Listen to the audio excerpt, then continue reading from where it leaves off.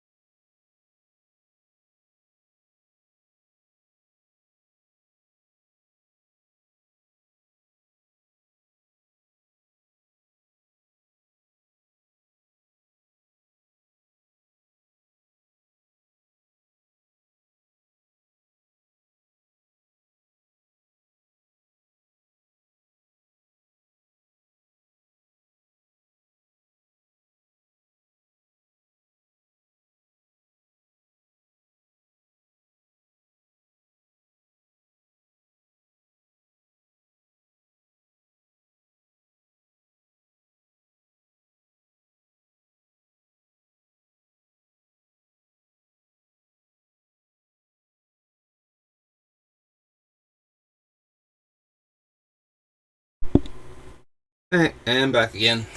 Yeah, I missed it again. I think it's my grandfather trying to call the house, but I'm gonna leave the phone here next to me. I have an old landline, and the screen that shows you, like, missed calls and everything is, like, impossibly faded sometimes, and just does not light up well enough to read anything on it, so now you'll be able to hear my phone when it rings.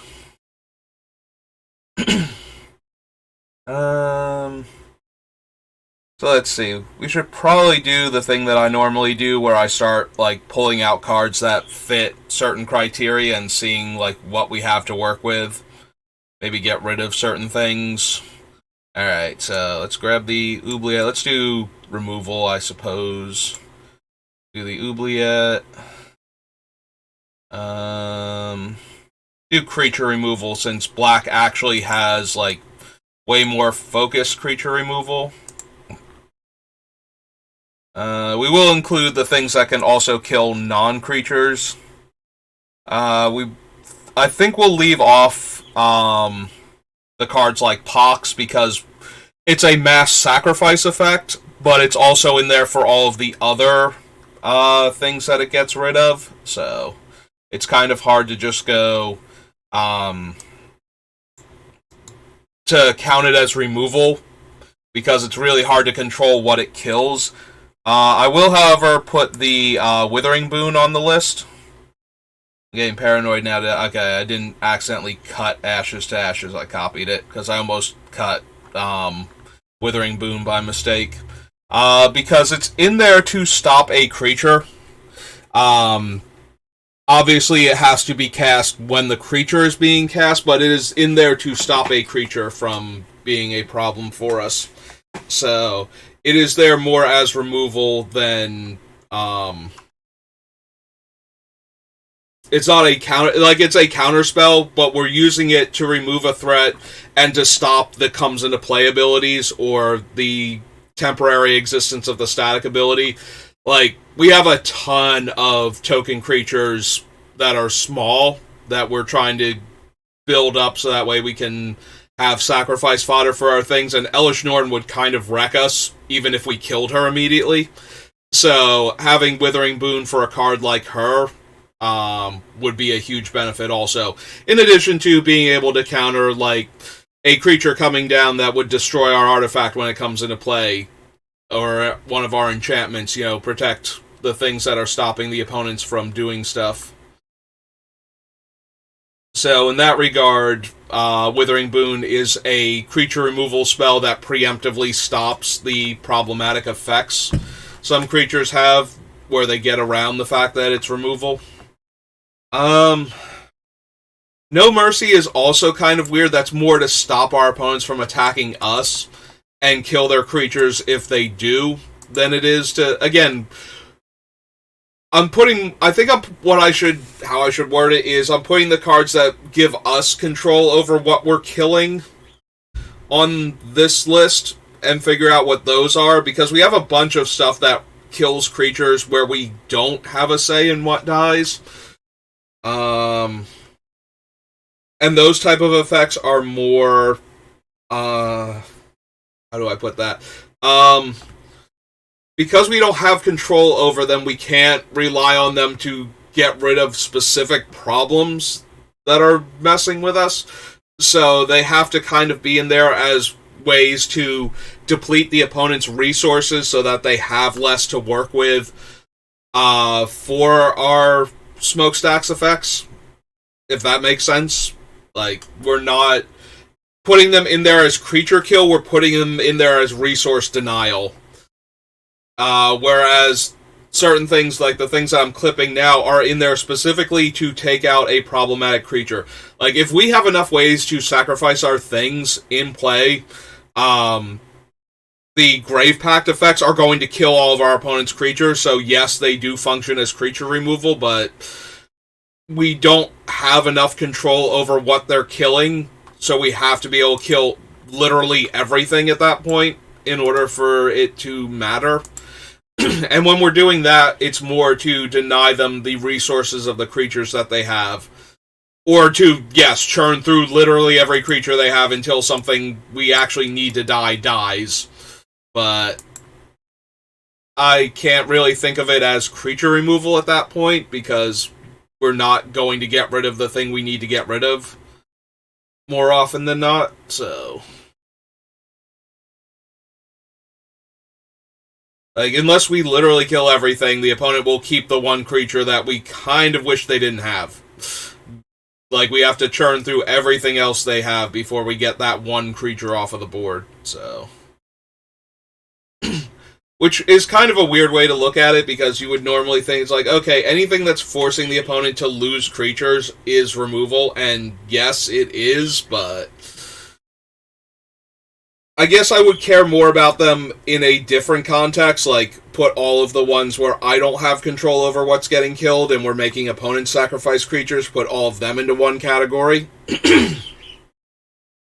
But the things that let me just reach out and kill things where I know what I'm going to kill when I cast the spell, I kind of want in a separate list. Yeah, like, even the Abyss effects, I'm not really including over here. Dread doesn't get to come in either under this, superlative, category. There we go. Sorry, superlative is a, aspect of a thing that would put it into the category. So...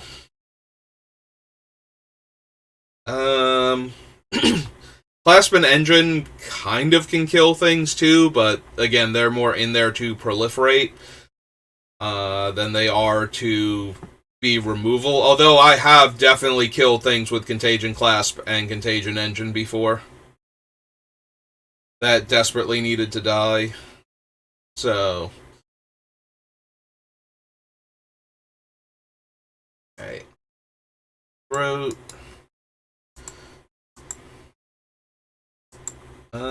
Spine is definitely removal and can be creature removal. Add that to the list. Karn Liberated is in here to be removal. Army of the Damned, Bitter Heart, Bloodline Keeper, Curse of Death's Hold. Gravecrawler, Machias, Blood Artist, Closet, no. Actions. No to all of those. Hero's Downfall, yes. Those Cornucopia, Silence the Believers.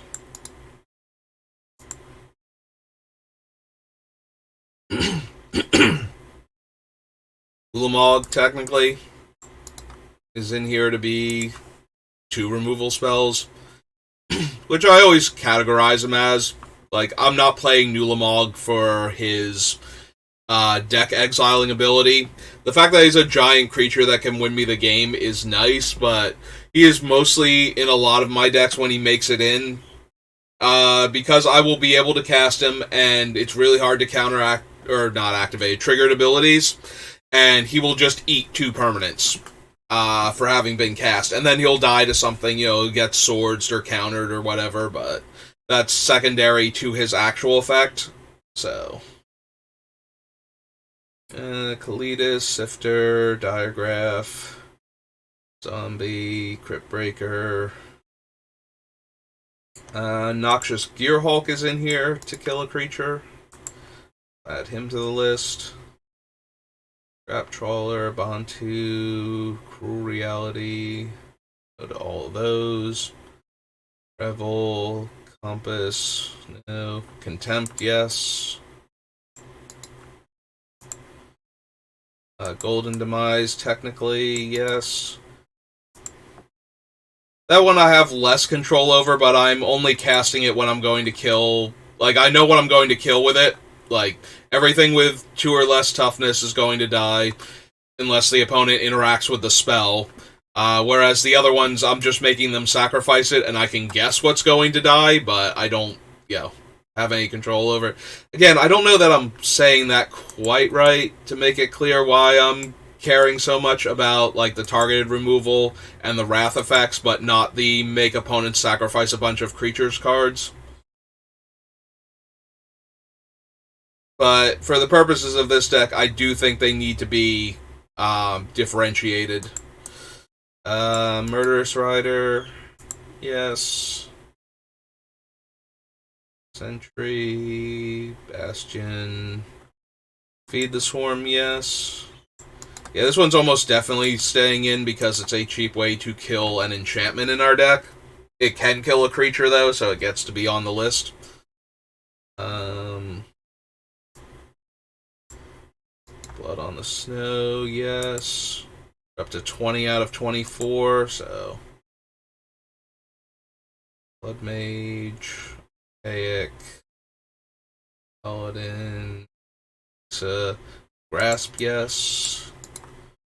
It's 21. Meat Hook, yes. It's going to be 22 out of 24.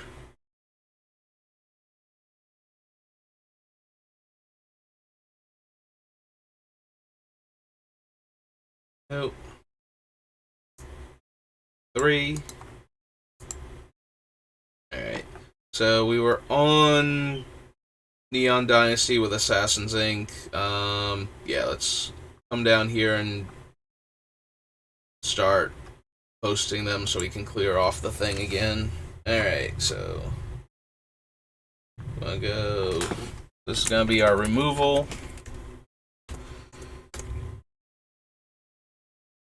I should put a bit more of a gap so it's easier for me to notice it. Alright, Oubliette, Ashes, Withering Boon,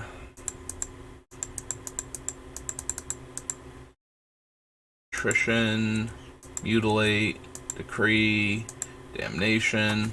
Oops, way too much space. Damnation. Preview not available. Okay, something I tried to copy between Damnation and Spine didn't want to happen. Like, I accidentally tried to copy the space in between them. Alright, so... Karn Liberated, Hero's Downfall, Silence, Ulamog, Noxious Gearhulk, Vraska's Contempt, Golden Demise, Price of Fame, Murderous Rider, Feed the Swarm, Blood on the Snow, Infernal Grasp, Meat Hook, and Assassin's Ink. Alright, so it was something between Damnation and Spine. So let's see. Offers, Magus of the Abyss, Deathrender, Dread, Thorn, Scarecrow, and Springjack, Vampire Nighthawk, Everflowing Chalice, Lodestone Golem, Contagion Engine. Go for the throat. There we go. Alright, so we scroll down here. Then we go back up to where Damnation was. Oh, we could have also continued on to Damnation again. Alright, so there's Go for the Throat. So we clear all. We go back to Neon Dynasty. Have Assassin's Ink. Defiler, Vivisector, Shadowrite, Sholdred, Cruelty of Gix, Weatherlight, Reaper, no. Liliana kind of can.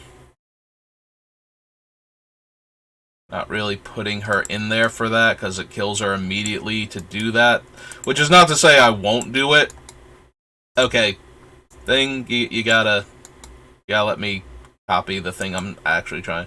Like, Microsoft Word, if you could not be terrible for like 30 seconds. Let me copy the card. That'd be great.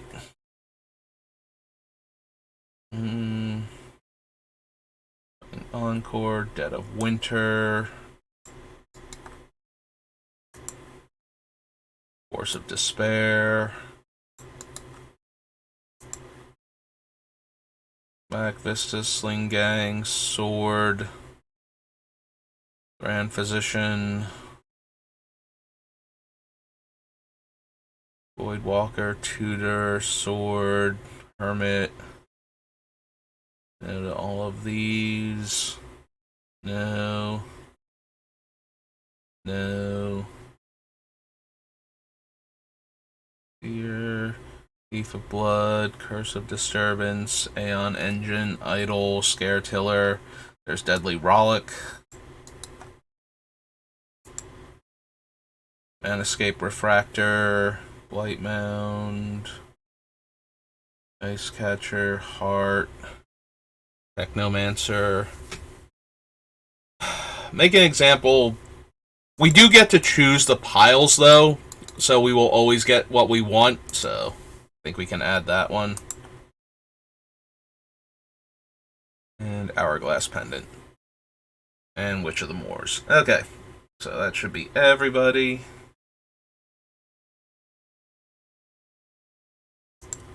Assassin's Inc., Garrick's Wake, Dead of Winter, Force of Despair, Deadly Rollick, and make an example. Alright, so we have well over 20, close to 30 targeted removal spells that we can use. Oubliette takes out the commander if they're a real problem, like phases them out until it leaves. So I'm inclined to keep that. Ashes gets 2 targets. Withering Boon lets us stop the effect of the creature, in addition to killing it. Attrition is reusable. Mutilate is mass removal. Decree. Alright, so for the targeted removal, Oubliette, Ashes, technically Withering Boon, Go for the Throat, Karn Liberated, Spine. Probably don't need the more expensive one. So we have Silence the Believers, we have Vraska's Contempt. Price of Fame we can get down to 2.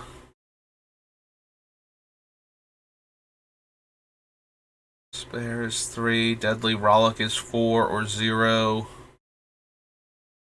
Yeah, it's probably going to be... Yeah, Silence the Believers is the worst one, despite being able to multi-target. Like, we need to leave up 4 mana just to kill one thing, and then 7 mana to kill multiple things. So I think we can cut Silence.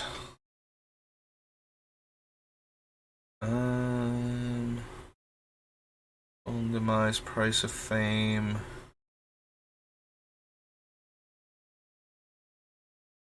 Also, Vraska's Contempt can at least hit Planeswalkers, which several of the things that we have on the list can't.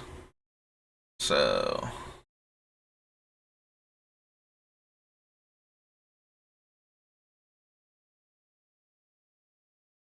I do like Force of Despair, but it similarly to Withering Boon, we have to have it when the creatures show up. And while it can kill multiple creatures, so can some of our other spells. The only upside to it is that we leave behind everything that was already in play, so we don't have to worry about killing all of our creatures the way we would with like Damnation or something. But at the same time, I think that's narrow enough that I don't want to lean too hard on that. And we need to make room, so...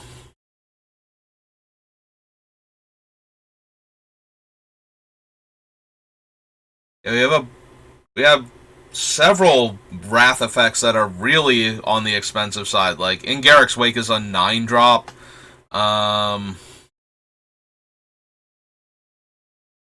We have like so. What do we have? We have for mass removal. We have attrition is reusable. We have mutilate, decree, damnation. Um, golden demise, blood on the snow, meat hook massacre, Garrick's wake, dead of winter.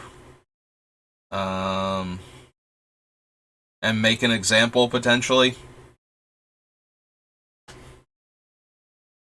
Yeah, that's probably too many, so we should cut down some of them. Like, we just don't have room for all of the rats, so which rats do we want to keep?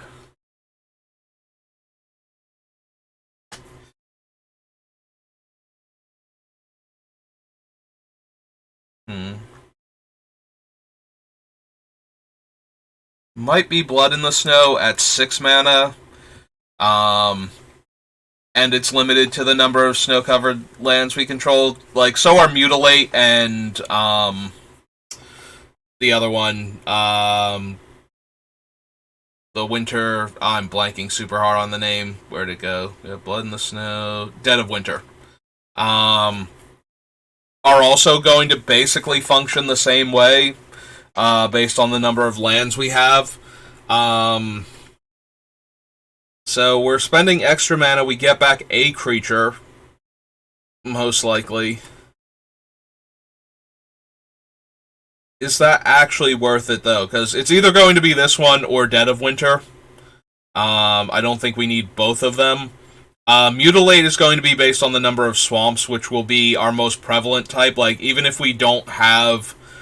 even if the lands aren't snow, they will probably be swamps. Like, we have ways to tutor up Urborg to make sure that we have enough swamps in play so that we're actually giving the maximum penalty for Mutilate. Yeah, I just flashed into the red there. I'm the only person home. Why am I dropping frames? Calm down, computer. Work with me here. Meat Hook Massacre is a aristocrats effect that works with what we're doing anyway and lets us do mass removal. So even though it's always going to be 2 less than a lot of the things that would kill all of our opponent's creatures if they're weak enough, I still kind of want to run that one over the other ones. We always have to invest 2 mana into it. That won't count towards, like, if the other things are counting almost entirely the number of lands that we have, this one's always going to be 2 less than that number, even if the other ones wouldn't be, so... Yeah, I'm really inclined to cut, at the very least, Blood in the Snow here, as one of the mass removal spells. Yeah, I'm more inclined to cut the expensive ones that aren't doing enough else. Like, we can still kill large numbers of creatures for less mana than what Blood in the Snow is asking for. We do get the option to kill planeswalkers. Because I also kind of want to cut in Garrick's Wake as a 9-drop from our deck.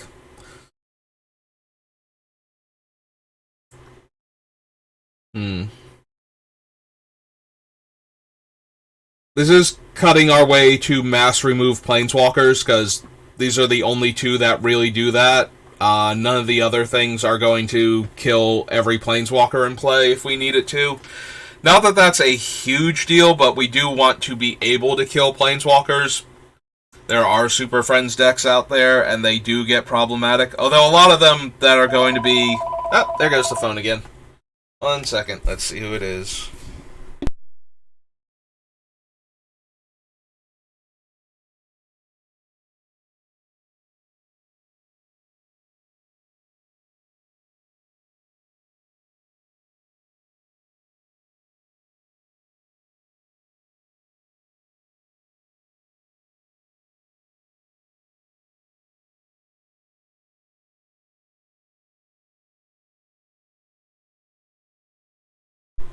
Hey, and I'm back. I kind of figured you just wanted to see if my mom was home from work. And she isn't, so... Didn't think it would be anything beyond that. Like, I was actually half expecting it to be her calling from his house. Like, she stopped by already to see if I was going to be home for dinner and what I might want, depending on what she's planning on doing. Alright, so yeah, so while there are Super Friends decks, the kind that we would be playing against with this deck, because this deck definitely seems like way more mean-spirited, and I would not be playing this normally against players that can't interact with these type of cards. So a Super Friends deck that is that caliber is probably playing them and ultimating them very quickly. You know, this is going to be Doubling Season, Gilder Bairn, Deep Glow Skate, something where you can cast the Planeswalker and immediately ultimate it in the same turn is way more likely to be a thing than having a large number of Planeswalkers that are ticking up towards their ultimates. Which is not to say you can't build a deck that does that. I have a deck that is capable of things like that. But it's still not usually good enough to play against things like this kind of prison lockout deck with the stacks effects. So I'm thinking we can cut the Ingarrick's Wake then, just because it's a 9-drop. We do have, like, decent ramp. We have a Cage Sun, we have Cabal Coffers. Like, we will be able to produce huge amounts of mana. We have the extra Planar Lens, the various Nirkana Revenant variants. But it's still a 9-mana sorcery. And if I'm casting that, I would much rather be casting Decree of Pain and getting to draw those cards. Especially when I have that much mana to work with. To try and find the various things that will stop our opponents from winning or start locking them out of the game. Because if we're getting up to that kind of mana consistently, I don't think we're sacrificing enough of our stuff under our own thing. So we're probably not winning the game at the time that we have this much mana. You know, like, we will have to lose some number of permanents, and I don't know that we will be able to always keep up and ahead of the smokestacks while they're in our deck, because we just want to destroy everything the opponents have, and then continue playing with whatever we have left while they're completely shut down. So if we're getting to 9 mana and we have to cast this, I feel like that's because the opponent, we weren't destroying enough of their stuff. We weren't forcing them to sacrifice enough permanents up until this point.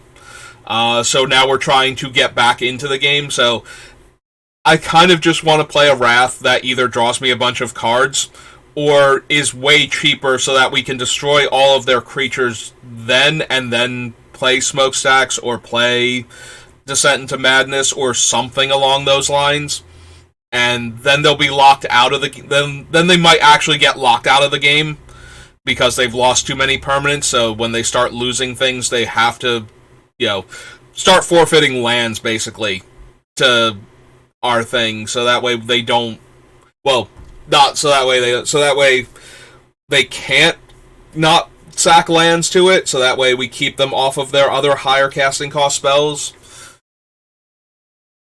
Yeah, we're in black, and black doesn't have mass land destruction, except, weirdly enough, the Break the Ice, which would destroy all of our lands anyway, with the way I'm setting this up. Like, even if we got off of the snow lands, it would still only destroy the colorless sources. So, a lot of our things are going to be more resource denial than actual land destruction until one of the stacks effects starts going.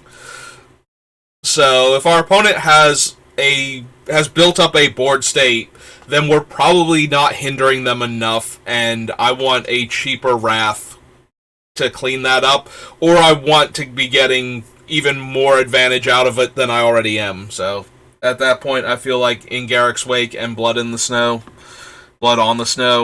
are probably our weakest Wraths. I don't know that we need all of the ones that I'm keeping, and I can probably cut like one more of them.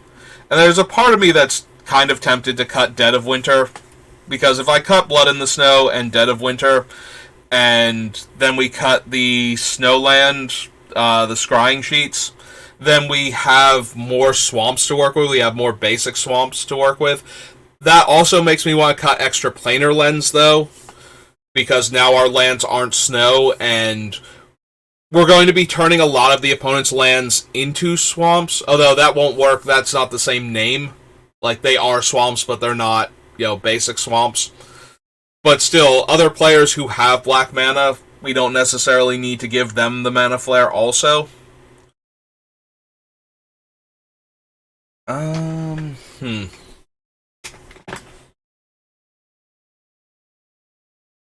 So that would cut us out of one of our mana doublers, but it's also one of the ones I like least. Like, you lose a land in order to set it up.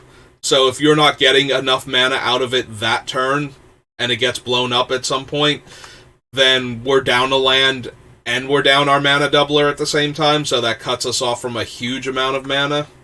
I mean, it's going to cut us off from a very large amount to begin with, but also losing the land on top of that.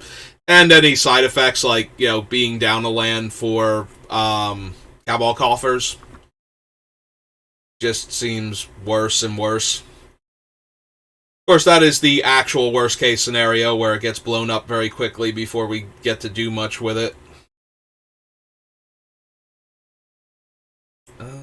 Yeah, we have to be able to cut, like, a bunch of these just to make room.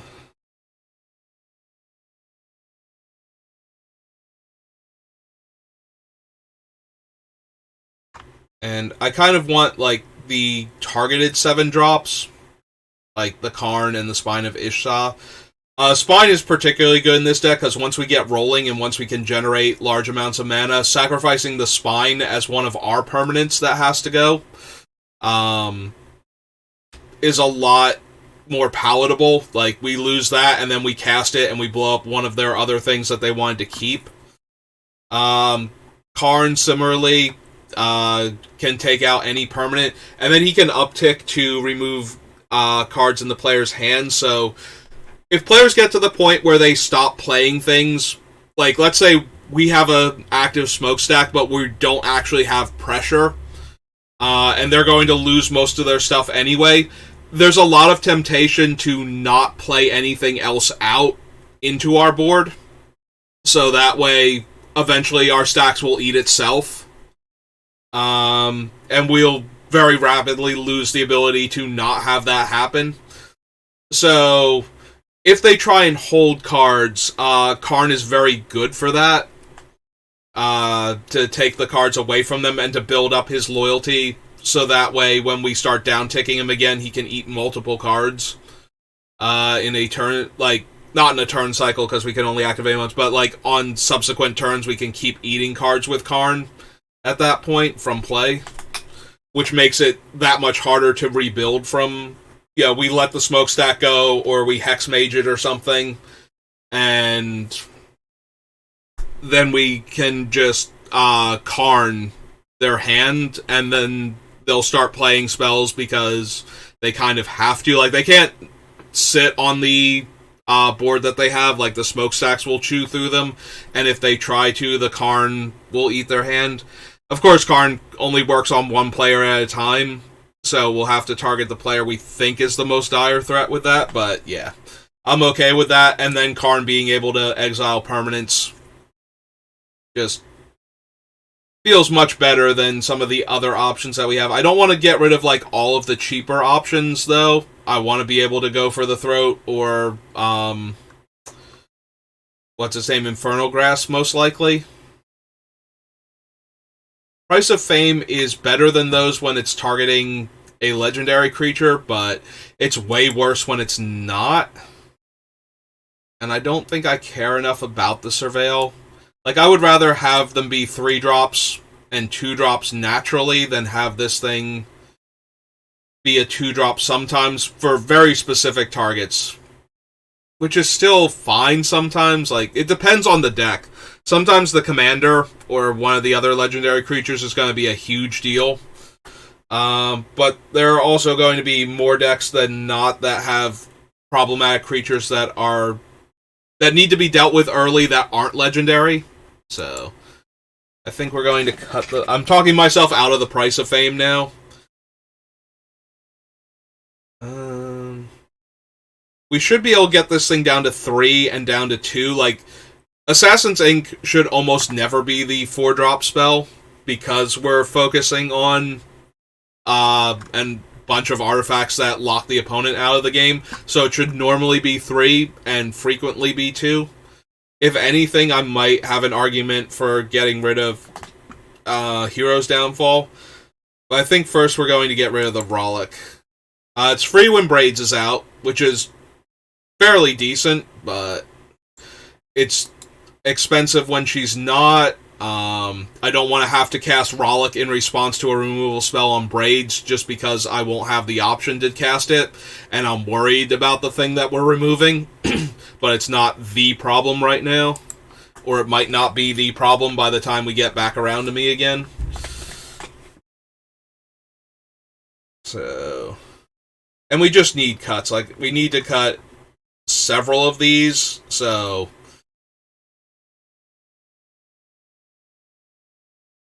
Yeah, I've been staring at the screen all day, like, in the morning to fix things, like, to set this up, and then for, like, an hour before work, well, before Ryan had to go to work, and now, so, I feel a little bit out of it, like a little bit fuzzy, which is why I keep like half stopping sentences instead of finishing them, or like trailing off. And I'm doing it right now. And like the thoughts are there and they're not getting completed properly. So the communication is breaking down. Like, anybody who is listening to me right now is going to be like, yeah, I know what you're talking about, but you're not really saying it very well. So, gonna try and focus a little bit, get back into this. I did want to finish Braids today, but after taking a few hours of sorting through the cards for the Dominaria set, yeah. Again, kind of trailed off. Train of thought just derailed there. So how can I refocus? I started off okay and kind of went a little bit downhill, and then we got to this part of the list where I'm trying to figure out the removal spells that we're cutting, and I just kind of kept trailing off like every other sentence, and I don't know quite how to keep on track. But I'm gonna keep talking and try and finish each sentence. Yeah, I'm also, like, stumbling a bit over my words. Like, the tongue feels a little bit swollen. Like, take a sip of water. And so I feel like I'm slurring, like, the S's when I talk a lot of the time. So that they come out more like SHs, like, more sh than s kind of sound. And it feels like my tongue is like just a little bit bulbous in the like brushing up against the teeth, and that's what's making me talk like that. Like, it's like normally I get like the throat is the problem and I keep coughing, but the same thing can bother my tongue too, so sometimes it gets swollen because of that and I can't really talk as well. Like, I can't pronounce as well as I would like to. I've noticed a bit of that right now while I'm talking too, which is kind of frustrating. At least I'm getting full sentences out now, so that's a good start. We're a little more focused. Maybe we can make it through. We're not going to make it through the entire list today, but if we could get close, if I could finish her off like maybe tomorrow before work, that would be nice. Alright, so we've got 1, 2, 3, 4, 5, 6 spells to cut that we've already bumped off the list, so let's get Silence. Silence is 1. Force will be 2.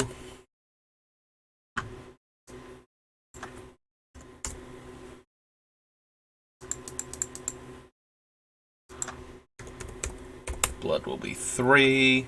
Young blood. Oh, there's 16 bloods. Okay. Blood on. Oops. Yeah, we can. I guess we can cut it. That works too. So, 1, 2, 3.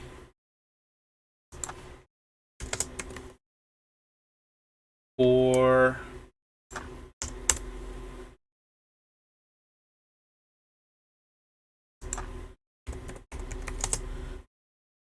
5.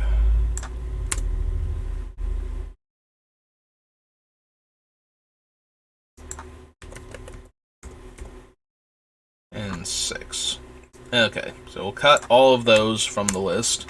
Scroll back up here to the top. Go down to 252. Clear all.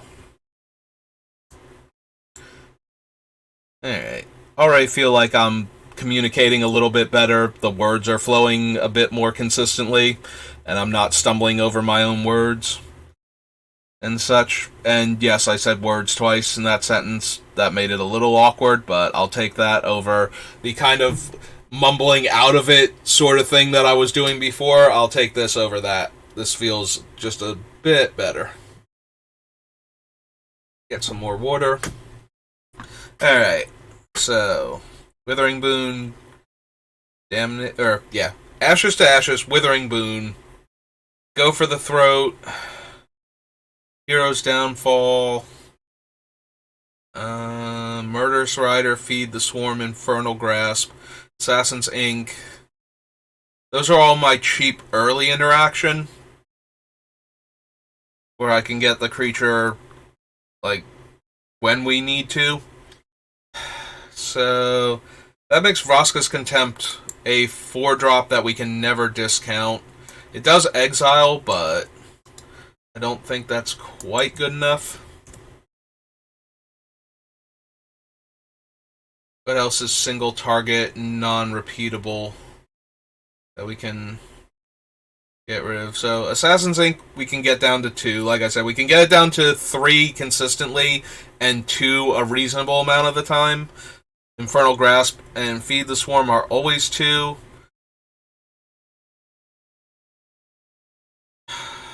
It might be Go for the Throat.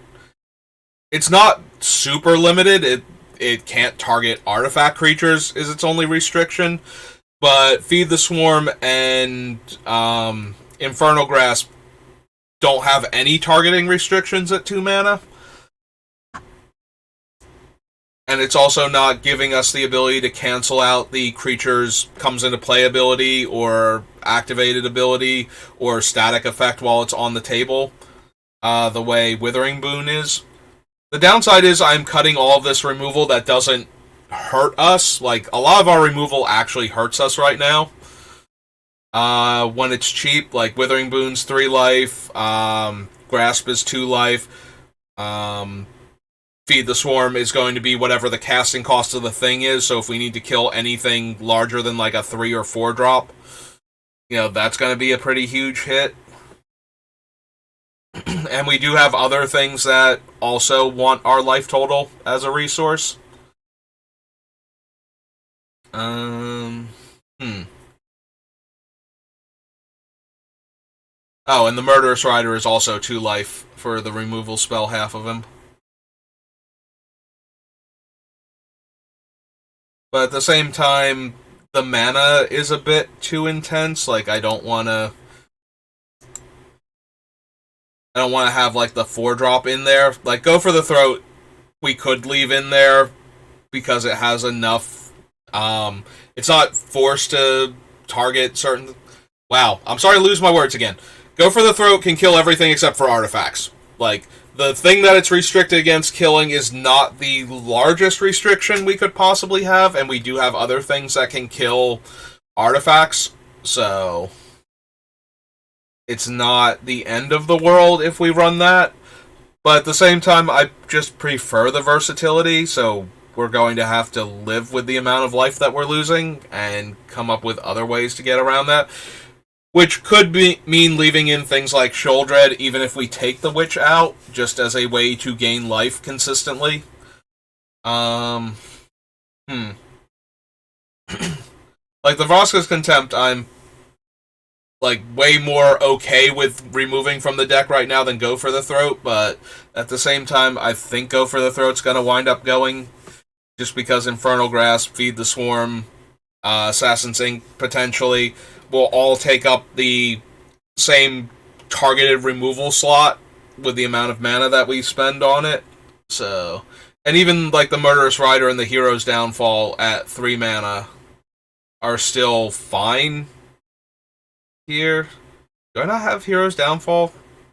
I'm not seeing it, and I feel like it should be like right in here.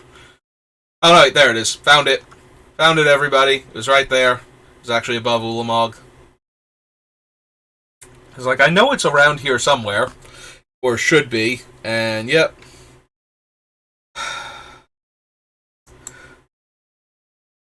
Alright.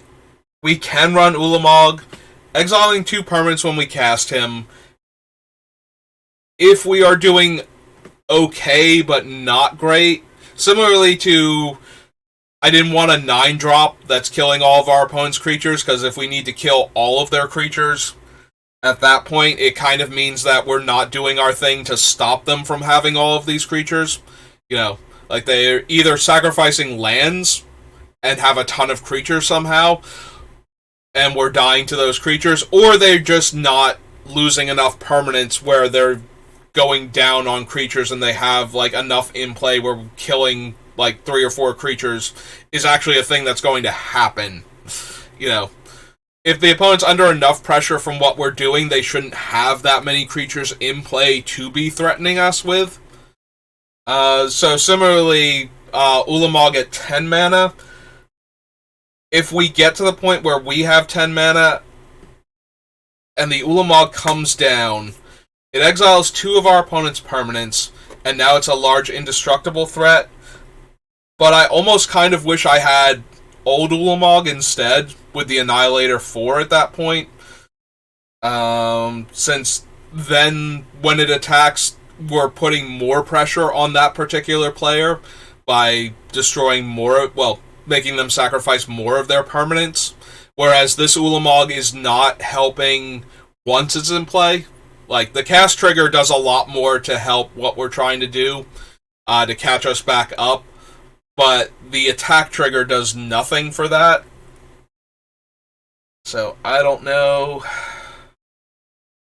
if I want Ulamog in the deck, for similar reasons that I didn't want in Garrick's Wake in the deck.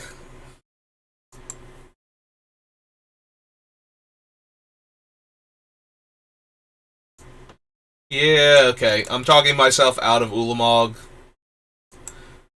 Like, Ulamog's a decent finisher once we get to the point where we're casting him and the opponents don't have enough resources to properly react to him. But that's still, like, we can kill with almost anything at that point. Like, Braids will start chunking through people just because they don't have anything to sacrifice to her anymore.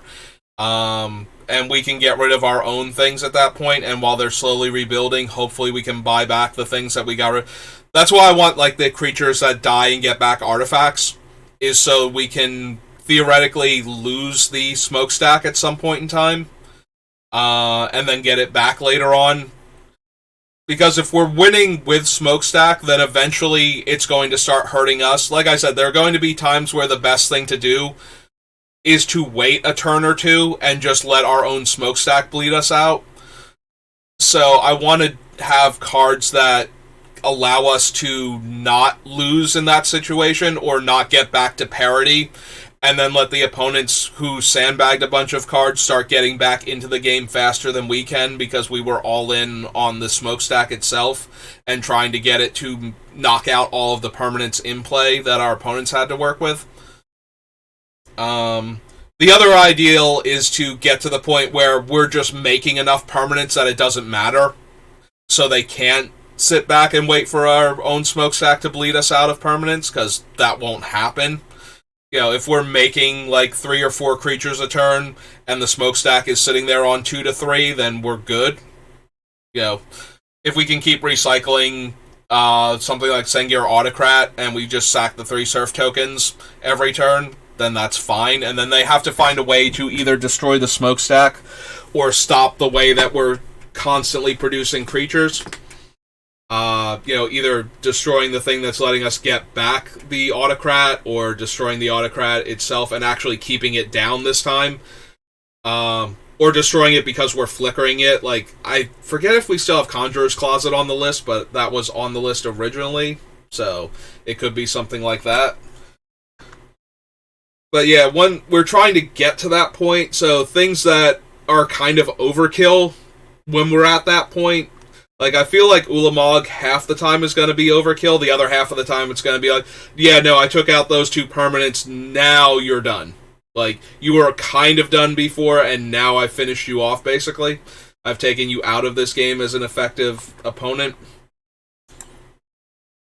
But we have so much other stuff going on, and we need room, too. And Ulamog as a 10-drop is the last nail in the coffin, and I kind of need to build the rest of the coffin first and get our opponents into those coffins before I start concerning myself with what the last nail is gonna be, and it's a giant Eldrazi with no face.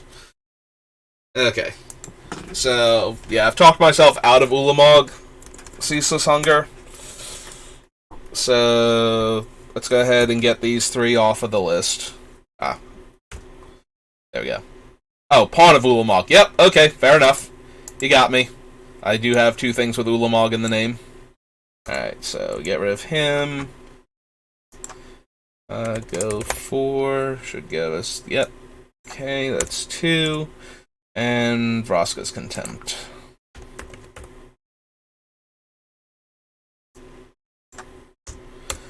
Oops. One too many. Alright, so that's 3 more cards off the list. 249. Alright. Back at it then.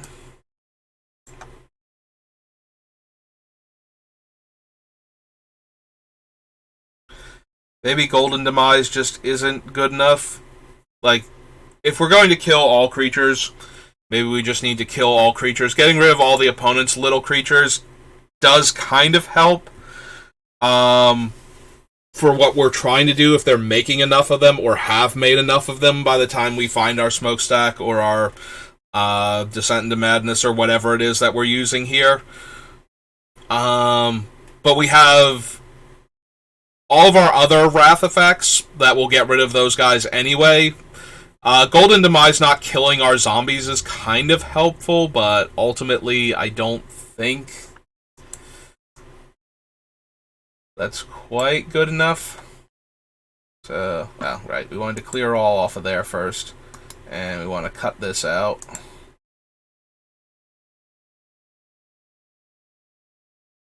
Dead of Winter, make an example.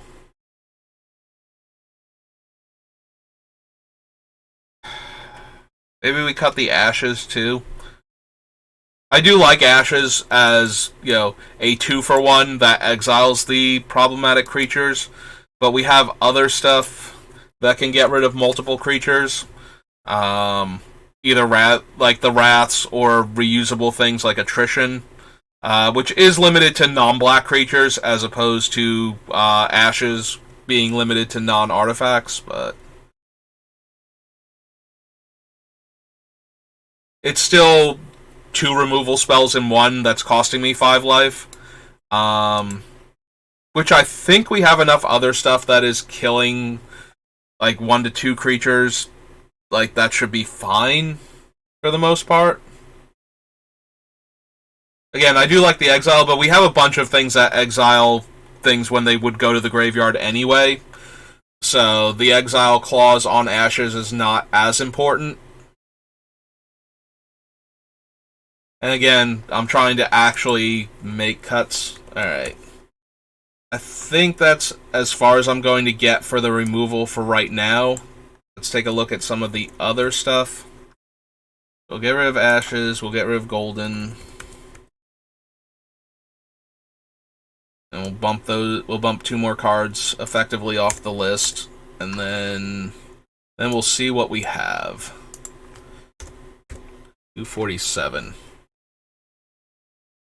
Alright. Schnauz's Altar, Gate to Phyrexia. The gate I want to keep in, we have a reasonable number of ways to make creatures, like large numbers of creatures to begin with. And black traditionally does not have the best artifact removal. All of our artifact removal that isn't Gate to Phyrexia is like 7 drops in Karn and the other thing, Spine of Ishsa. And that's targeted, and then everything else is non-targeted, so we're just blowing up the entire board with like O-Stone and whatnot. So having a card that actually kills like targeted artifact removal seems pretty good. Seems like something that, like, I want to be able to kill the opponent's mana rocks once we get them off of their colored mana. So we have Gate to Phyrexia and we have Karn Great Creator as like our 2 primary ways to do that. We can also animate the opponent's artifacts with Karn Silver Golem and kill them that way by killing creatures. Preferably with something that cares about the creatures. That can kill... Wow. Can kill multiple creatures, like Attrition can't kill black creatures, but it can kill artifact creatures, which is the other thing black traditionally had trouble with, thanks to Terror. So being able to turn their artifact... I turn your Gilded Lotus into a 5/5 and then sack one of my 0/1 Surf tokens or one of my 2/2 zombies to Attrition and kill it. Seems fine. And we're probably going to be running Attrition anyway, because even if the problematic creatures are black, with the Grave Pact effects, we'll still force the opponent to sacrifice the black creatures that they have while killing off the non-black creatures that they or other players have. We do need a non-black creature in play to activate Attrition. It's not like I can sacrifice my zombies and try and target my other zombies. Like, we can't have illegal targets for that. But, in a 3 to 4 player game, we should be able to find non-black creatures that we can target.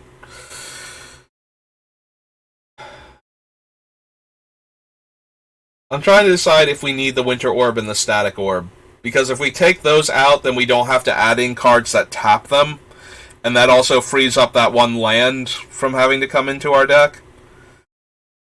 We do have other ways to lock opponents out of the game. We have like Tangle Wire, Desolation, the 2 stacks cards, Contamination, Infernal Darkness, that can lock a lot of players out of the game. Karn taking them off of their artifact mana.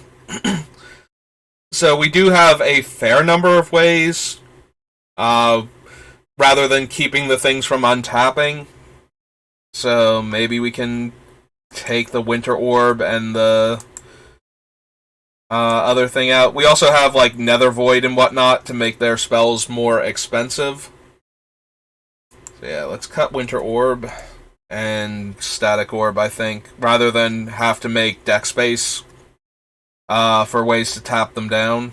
And then we can get rid of the Blink Moth. It's not Nexus, is it Nexus?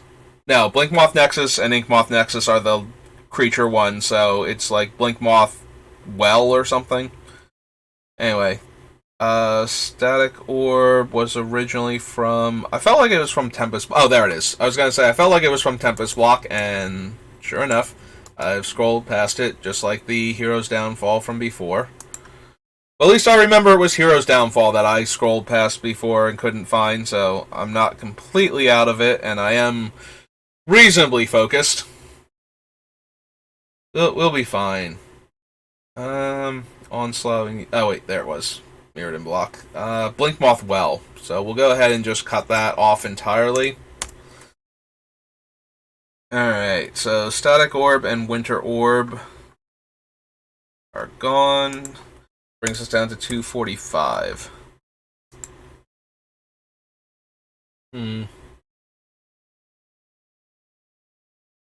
Alright, I'm thinking about the Aristocrats payoff cards. The whenever I lose a creature, opponent loses life, we gain life. And I'm starting to think we might want to get rid of like the 4-drop ones, like the Noble and whatnot. We already got rid of the Vindictive Vampire, but I'm thinking if we get rid of like the Noble and a couple other, that cuts it down. Like, we only need one of those when we go infinite in order for that to be a kill. So we don't need all of them in play all of the time. Like, when we have all of them in play, that's a good way to bleed the opponent out over, like, 5-10 turns, something like that. But when we only have, like, 1 or 2 of them, that's going to take forever. Over multiple turns, we should be able to assemble either a lock on the game where it doesn't matter, and we're just killing them with whatever we have, or we have gone infinite, and then it doesn't matter because, you know, if we have to do the same loop 1,000,000 times instead of 500,000 times, that's not really all that different. So, I'm thinking we can probably cut, like, the, not Stromkirk Noble, one of the other vampire houses, Markov, Voldaren. Maybe it's Stromkirk something else. Yeah, I'm blanking now which one it was, but I'm thinking we can cut some of the Aristocrats payoff cards. Like, I want to keep Blood Artist, Zulaport Cutthroat, and Meathook Massacre, almost definitely, and maybe Bastion, I'm thinking. So, if we cut the other ones to make room, because we don't need all of them in the deck. Like, we're not trying... If we were running all of them, if we didn't have, like, infinite combos to just kill our opponent once we get set up, and like, we're cycling through things dying, so we need a payoff for that, that's killing the opponent, then I would want all of those type of effects. If we were just going to guarantee, like, slow drain them out over the course of, like, 5 or 6 turns, I would want as many of them as I could have in the deck. But since we're not doing that, really, I think I'm okay cutting some of the more expensive ones. I'm also debating, do we need Disciple of the Vault? We do have Treasure Makers, and the treasure dying does cause our opponents to lose life. But if we're not going all in on the... Like, if we're not... This would be better if we were going to sacrifice, like, a couple of treasures every turn, in the same way that sacrificing a couple of creatures every turn would eventually kill our opponents with the other ones that I was describing before. So this is just that, but with artifacts, and we make less artifacts than we do the other ones. Like, we're still making treasure, and we're still going to be feeding treasure, potentially, to our things, or just using it for mana. So the Disciple will get a bunch of triggers, but I don't think we necessarily need him. So I think I'm okay to cut the Disciple.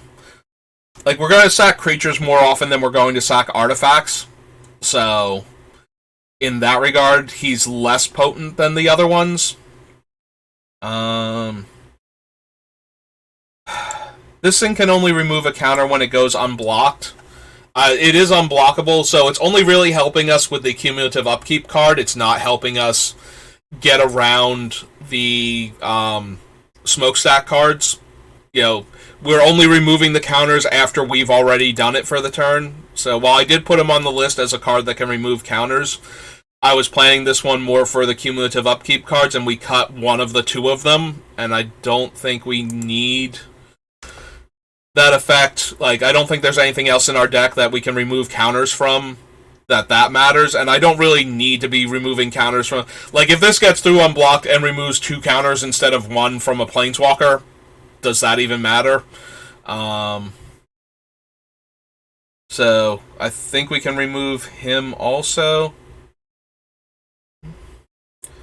Alright, I'm gonna be honest. For the same reason that we're cutting a bunch of these other things, the Patron of the Nezumi, I always want to find a deck for this thing, and I thought this was going to be the deck, but the more I look at it, the more I think no. Also, we can cut the Orb of Dreams, because we cut the cards that stop players from untapping things, so we don't need everything to come into play tapped anymore, so we can cut that. We should be able to cut Maronar too. He's really good once we get going. Like, if we have enough rats in play, tapping him and sacrificing one of our 1/1 rat tokens to make, 5 other ones when we have, 6 rats in play, seems okay, and would be a way that we could generate a large number of tokens every single turn. But he has to actually get going first, and the other rat generators can probably stay in, like the ogre. The ogre just cares that a creature died, a non-token creature. So if we're looping through things with some of our other cards, we can make a ton of rats that way. Or if our opponents are losing their creatures, like their non-token creatures are dying, we get rats from that too. Like, it's similar to the demon that's like a 7-drop that gives us a 2/2 zombie every time one of our opponent's non-token creatures dies. But yeah, Maronar is a bit too narrow at that point because he only counts rats. So unless we actually got him with one of the 2 cards that makes all of our creatures every type, he's not going to be doing enough at that point for us to actually get ahead with him. Also, we probably don't need the single creature abysses. Like, they're adding a bit to it, and we can control when we stack the triggers. Like, we can put the abyss effects above the smokestack, so that way they have to lose their creatures first if they have creatures that we know they're going to feed to it anyway, so that way they have fewer of them sitting around.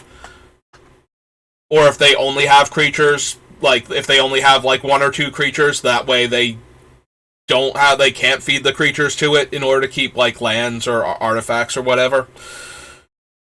Still probably don't need the abyss effects, so we can go ahead and cut them. So there's that one, and then there's because we didn't actually put the abyss on the list, but we did put the Magus on, so we can probably cut the Magus also. We'll leave Helldozer for now. Destroying lands to lock the opponents out of the game is going to be one of the most effective ways to make sure we actually seal the game.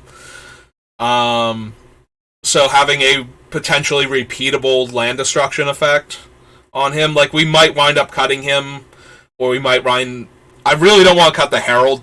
I've been trying forever to find a deck that this guy actually goes in, and now we actually have that deck. I want to keep him in there and try and work with him, but we might have to cut him too. We might get to the point where it's not enough. Alright, there's the Magus of the Abyss, so we can go ahead and cut him.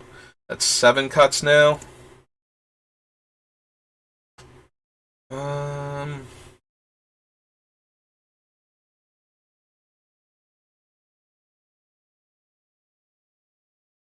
Yeah, I don't know that we need the Sphere of Resistance effects, like the smaller ones. We do have Nether Void that I'm going to wind up keeping in the deck, almost definitely. I don't know that we need the little ones, though.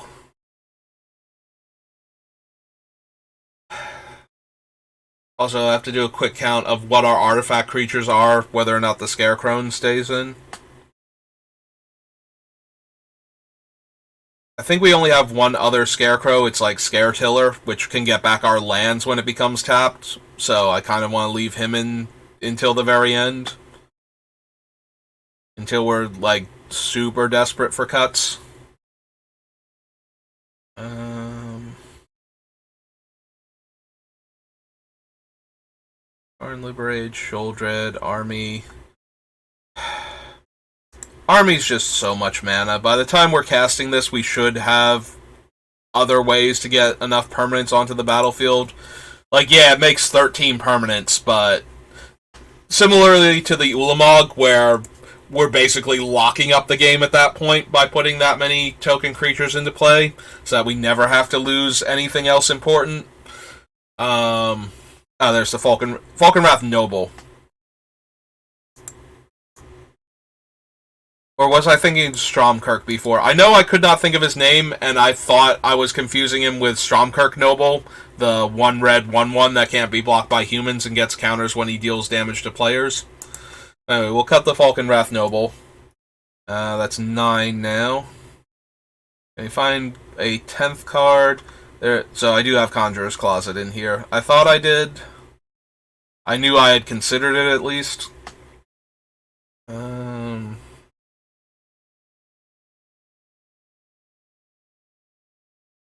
don't want to cut the Pontiff yet because it's life gain, and even if we don't wind up running the Witch, we do have a bunch of spells that are eating through our own life total for resources. So being able to gain large amounts of life off of one card, potentially. Like, we cast a spell, and if we have enough tokens in play, all of those tokens have Extort. We'll get to, like, drain our opponents for, like, 5 life or something, and that will allow us to keep something else going, like Necropotence maybe, or Bolus's Citadel.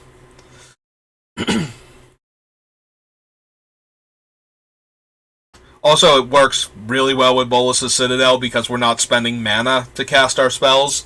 So if we have like 3 or 4 creatures out and we have access to, like, let's say one of those creatures is like Nirkana Revenant or something, so we have access to like 8 mana, we can cast 2 spells paying life and drain 8 life from our opponents, which, you know, can get us through the deck a bit faster, get us to hit the land pocket. We're looking for a 10th cut, something that's like not as high impact as I was hoping it would be when we put it on the list.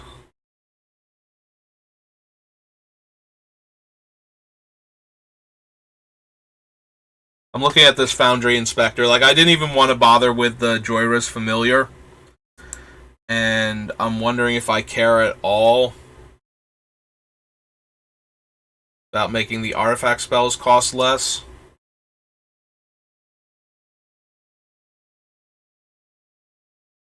There is some music playing in the background. I hope the microphone can't pick it up.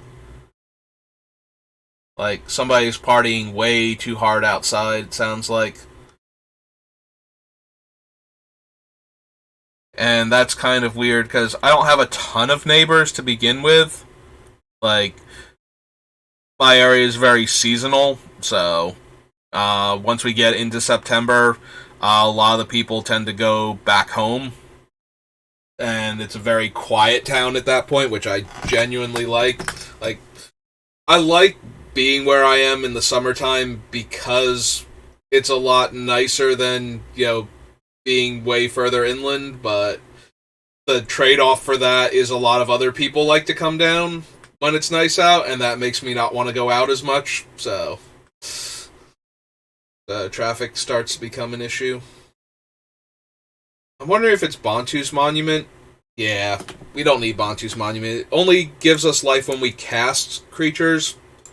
So there are some things we can do with that, but we're doing the same things if we're sacrificing creatures with the other things. Okay, maybe it's just a car outside then, because I'm not hearing it as much. Or maybe they turned it down. I don't know. I'm just hoping that the microphone doesn't pick it up, because then I run the risk of having it be something copyrighted that I can't quite hear. Like, I can't quite hear it, but the thing will pick it up, and it'll be like, oh, hey, you have this copyrighted song on your thing, so we're going to give you your first strike. Because I've managed to dodge that despite some weird things that have shown up. Alright, so I believe that was 10. So 1, 2, 3. Here, we'll just cut them off the list. So Bantus is 1, Falkenrath 2, Army 3, Magus 4, Juan 5, Arrow 6, Orb is 7, Patrons 8, 9, and 10. Yep, okay. So that brings us down to 235.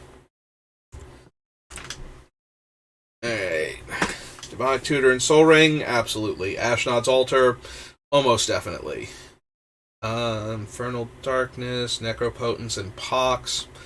Yeah, I'm running Pox and Fraying Omnipotence, and I don't want to cut too much of the life gain because of that. Koskan Falls, being able to propaganda our opponents to stop them from, like, that it stops them from going wide to kill us, because they both need the creatures in play and to keep their lands, and they have to sacrifice something to what we're doing a lot of the time.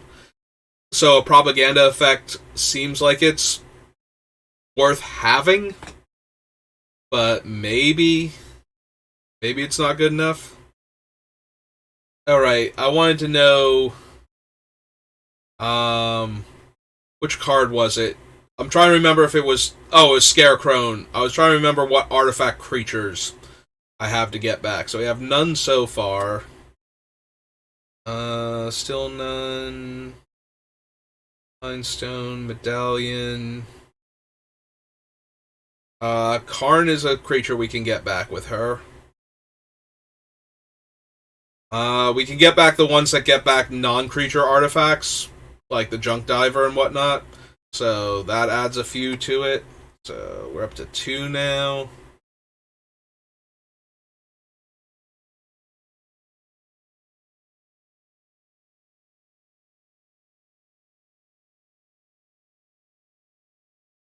Yeah, there's another one of those, so that's 3. Sad Robot's 4.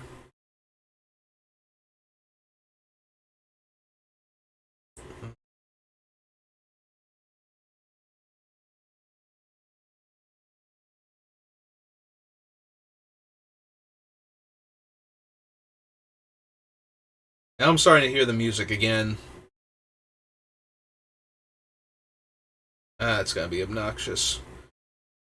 Hopefully the noise gate is making it so it only picks up when I talk, because it's a lot quieter than like Arena is when I don't have the Arena volume going through my speakers, through my headset rather, and it picks it up on the speaker. So hopefully we're up to like 4 cards with the that we can get back as artifact creatures. I didn't miss any, right? I didn't scroll by too fast. No. Alright. I believe we were on 4. Yeah, there's the Scarecrow herself, so she can't get herself back. Got 4. Lodestone Golem if we keep him in, but I'm leaning towards not. So right now I'm going to keep it at 4. Battlesphere is almost definitely in, so that's 5. Wormcoil could be in. That one's more likely to stay in, so that's 6. Hex Parasite is 7. What else we got?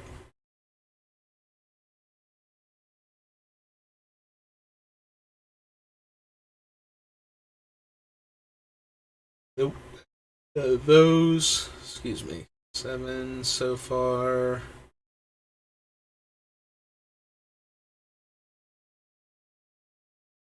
All of them. Inspector's also probably going to go, so we'll stay on 7. Gearhulk is 8. Workshop Assistant is 9. Scrap Trawler's 10.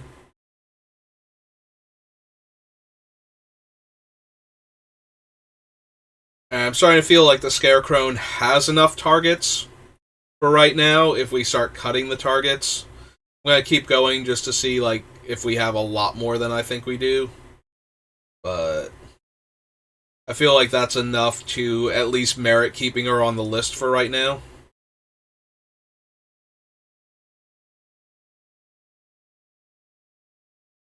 Nope.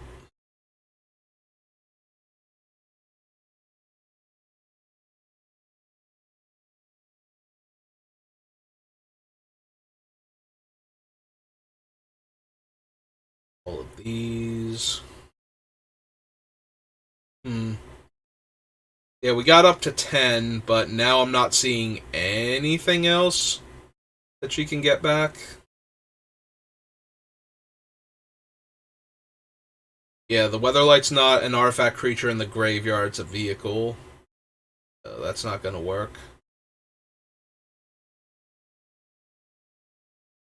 Trading post, no, none of those. Those. Nope.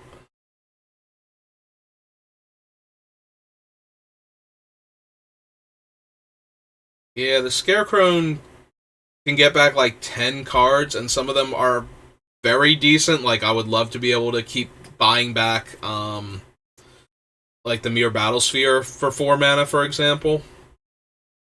But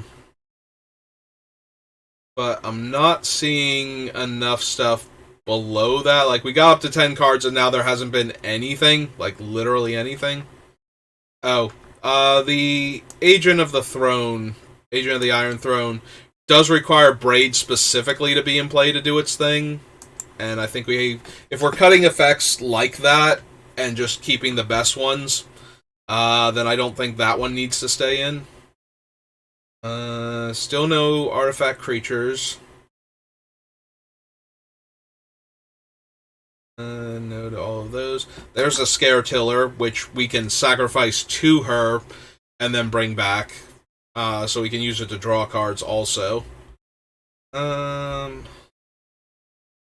Technomancer, make an example. Connections.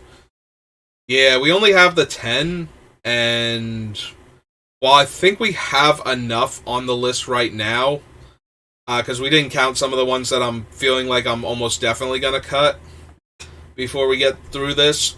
I don't think she's doing enough to merit her slot, so we need cuts.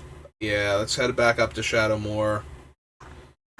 There we're almost there, I say, as I have to go through like 15 more years of Magic sets. Get back up to where she was. Hang on. Rise of the Eldrazi.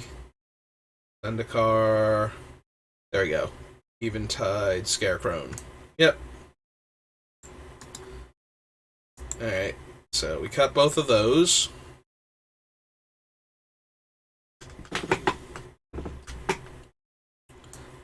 On the creaky chair. Yeah, 233. Clear those off. Yeah, it was faster to just go through what they were rather than look at the list, because we're not looking at them to cut down on artifact creatures. We're looking at her to see how many targets she has for her ability. She would still be decent to be able to get back the artifact creatures that revive my dead artifacts. But we can get back creatures a lot easier than any specific artifact. We also still have, what's his name? Trading Post, I believe, is still on the list also, which can get back a dead artifact by sacrificing a creature. So there's that. But yeah, we just need to make room for stuff. And the more I think about it, the more I think I don't need, like, the Thorn of Amethyst or anything. And that also makes me feel like I don't need a lot of the cost reduction cards.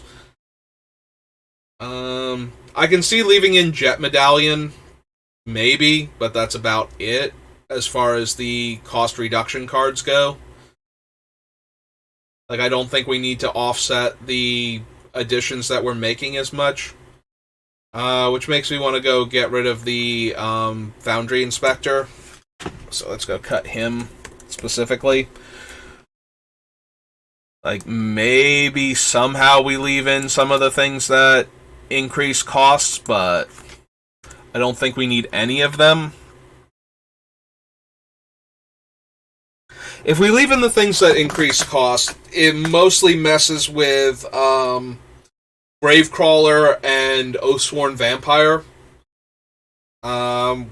which, under the right circumstances, we can cast repeatedly from the graveyard, and keep cycling through them, possibly infinitely, so that way we can get infinite death triggers, which some of our cards really...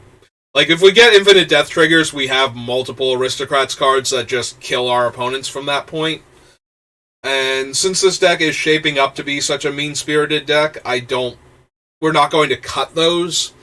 We cut a few of the more expensive ones to make room, but we don't really need... So, I'm wondering if I care... Like, how much do I care about hosing that strategy? Like, the non-bow that is a cost increase with a creature that we could theoretically just keep casting from the graveyard forever. Under the right circumstances.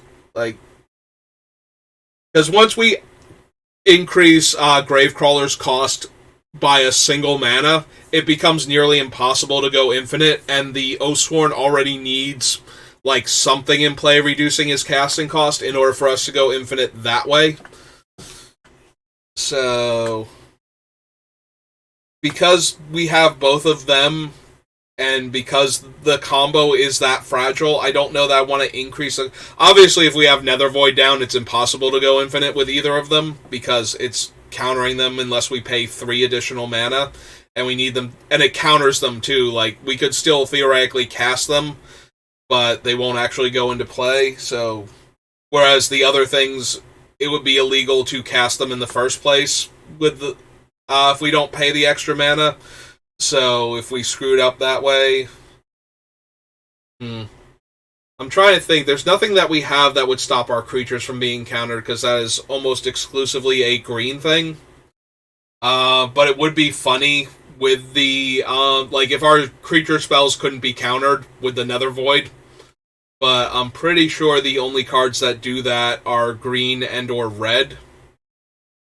So I don't think there's any way we can do that to get around the Nether Void, since it is a counter, not a additional cost to cast. But yeah, we got rid of the Foundry Inspector. Do I want to just get rid of the Thorn of Amethyst and the Lodestone Golem? Basically all of those cards. We leave in right now the Defiler, technically, and the Jet Medallion, because they allow us to go infinite with both the Oathsworn Vampire and potentially by paying life instead of paying mana. To cast the Gravecrawler. Technically, we would also be able to pay life for the Oathsworn. Like, if we have a high enough life total relative to our opponents, and he costs a colorless mana, and we have, like, Phyrexian Altar or Ashnod's Altar out, we can go infinite that way. Or close enough to infinite, like, that's even less infinite than the, pick a number and do it that many times. Like, we already have a maximum number we can do because we're losing 2 life, and then gaining 1 life back each time. So... we can do it until we would hit 2. Which, if that's enough, then... hooray, we won. So that would be enough then. Like, actually enough. We also have a lot of... when our thing dies, we get a thing type of cards. And I certainly want a lot of those. But I'm wondering how many we actually need.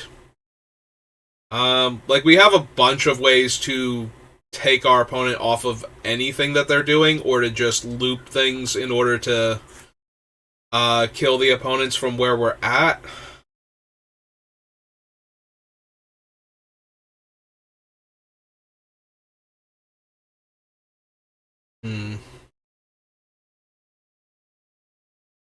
So, been at this, what, like an hour and a half now? Hour and 15 minutes? Something like that. Trying to decide. Alright, we cut the other Rats Matter cards for the most part. Like, we have a couple of things that can make rats. But we're going to be using them more for, like, I don't think we need this guy tapping to make a rat every turn. And maybe occasionally we'll steal a creature with him.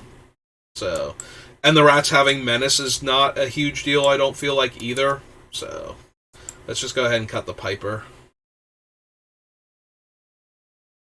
Yeah, we can cut the Piper. We can probably cut the Blackguard, or whatever he is, from Adventures in the Forgotten Realms. Like, I don't think we need him either. We cut all of the Phyrexian Rager variants. We can probably cut Callous Blood Mage. Like, he does more than they do, but I still don't think that's good enough. So, we can probably just cut him from the list. Yeah, Forsworn Paladin.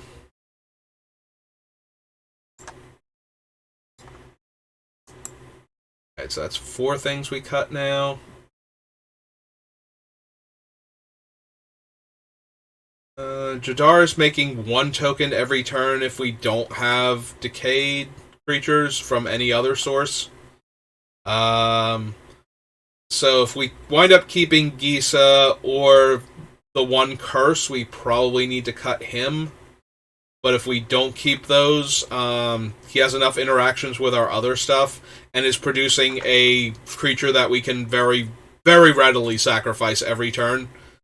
He does make it at the end of the turn, so if it dies because of other effects, which would be weird if that died but Jadar didn't, we won't have it in play at the beginning of our upkeep to lose, but if he's somehow still alive, then we do get a fresh zombie, as fresh as a decayed zombie can be, you know.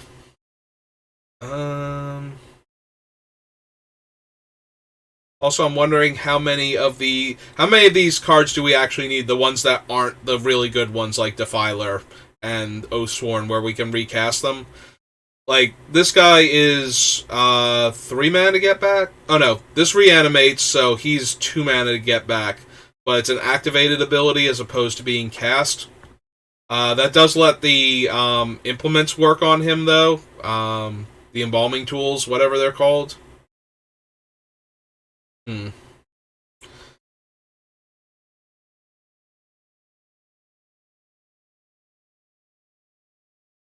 So the scries are really nice with the Weatherlight and the Phyrexian Vivisector, because we have a bunch of cards that care about the top of the deck, especially Bolas's Citadel. Like, Bolas's Citadel is the only one that's immediately coming to mind. I'm wondering if I only have Bolas's Citadel now that I'm saying this out loud. I'm thinking we have a couple other cards that care about top of the deck, but aside from top, being able to scry things away so that way we can look at more cards, maybe we don't actually have that many.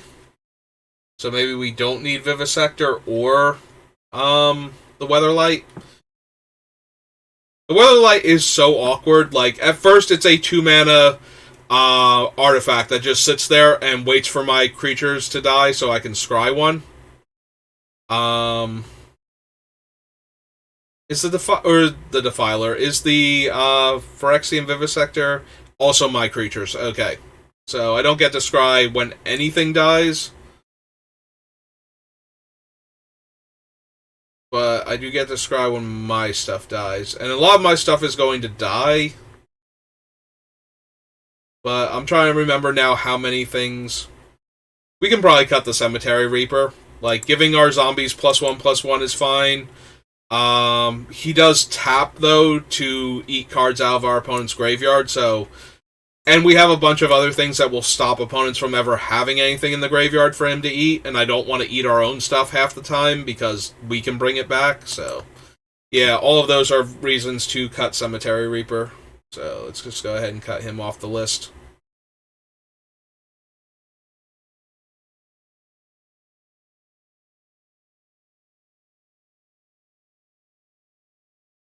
I have Hangerback Walker on the list because it's a 0-drop, so any non-token artifact in our deck basically can get that back with Scrap Trawler. But I don't even know if we have enough room for Scrap Trawler in the deck. Like, I want to run a couple of the artifact creatures that can get back dead artifacts so we can get back the stacks itself. But we only have so much room in this deck for these type of effects, so maybe I don't have room for Hangerback Walker then. Or the Scrap Trawler. Like, Scrap Trawler is in there primarily to get back things like Hangerback Walker, so that way I can make tons of tokens. We cast him for like X equals 3 on 6 mana, and then it dies, like, during our upkeep we need to feed something to the smokestack or whatever, and so it dies and we get like 3 1/1s off of that, which makes it easier to keep feeding the smokestacks for a while. And then, like, something else, anything other than the tokens die, theoretically we could get back Hangerback Walker at that point and recast it. And while we're feeding the tokens to it, we can uptick it so that way we get even more out of it. Like, that is a thing, but I don't know how good a thing it actually is. deals combat damage. Alright, so we have the Sword of the Animist, and we have... So this thing costs 2 to play and 2 to equip, whereas the green sword, the green-white one, Hearth and Home, is 3 to cast and 2 to equip. Gives a bigger bonus and protection from 2 colors. And lets us also flicker potentially one of our creatures that makes tokens. Or has another comes into play ability that we might want to re-trigger. So I think we're okay to cut Sword of the Animist. Like, I don't know that we're going to have room for all of this equipment. We do make enough tokens that we should have bodies to get through for damage with the equipment, but...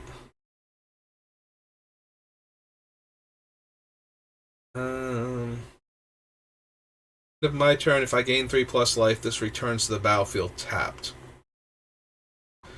Yeah, we can probably go ahead and cut him.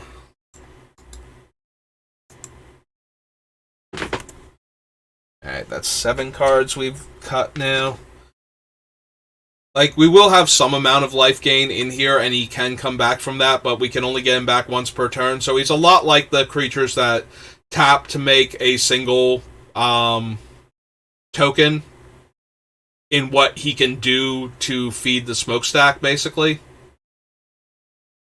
Alright, we cut a bunch of the other questionable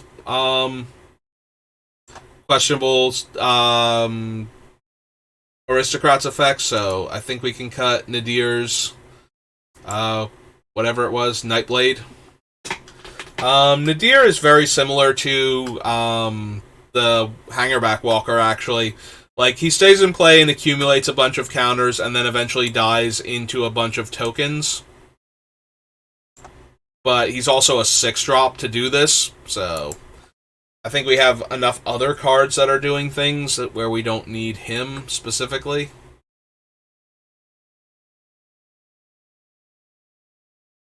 I want to keep the Ophiomancer.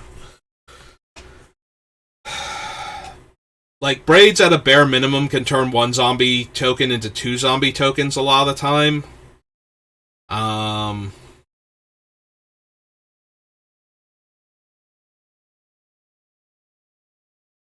Seriously, like, the music gets really soft and I think that it's gone, and then all of a sudden it gets, like, really loud, and it's like, why? Like, and then goes back to being soft again, like, what are we doing out there that is making so much noise? If you can't hear it, I'm glad. Like, I would prefer that. You know, obviously I don't want to get the copyright strike, but also, maybe they're doing karaoke. Like, that could be it. That's why it gets loud sometimes. Like, I can actually hear the people saying, like, it's not a radio or anything. I can't quite make out, like, what song it is or anything. Like, I don't even know if I would know it. Alright, let's get back to the Magic cards. Like I said, I'm hoping that you can't hear it and that it's just, like, me that's getting bothered by it. Like, I would prefer it to be that way. Alright, so she attacks... Also, she's a cleric, so she does count for the things that care about clerics, because that is one of the party types.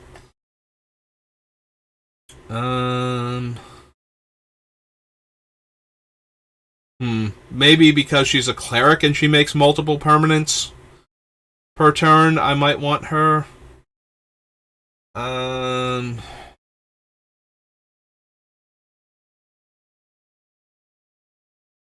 I kind of like the Technomancer with some of the stuff we have. This one is any creature dies. Alright, this one can make at most 2 permanents. 1 by making the vampire, and 2 by hitting with the vampire to get a blood token.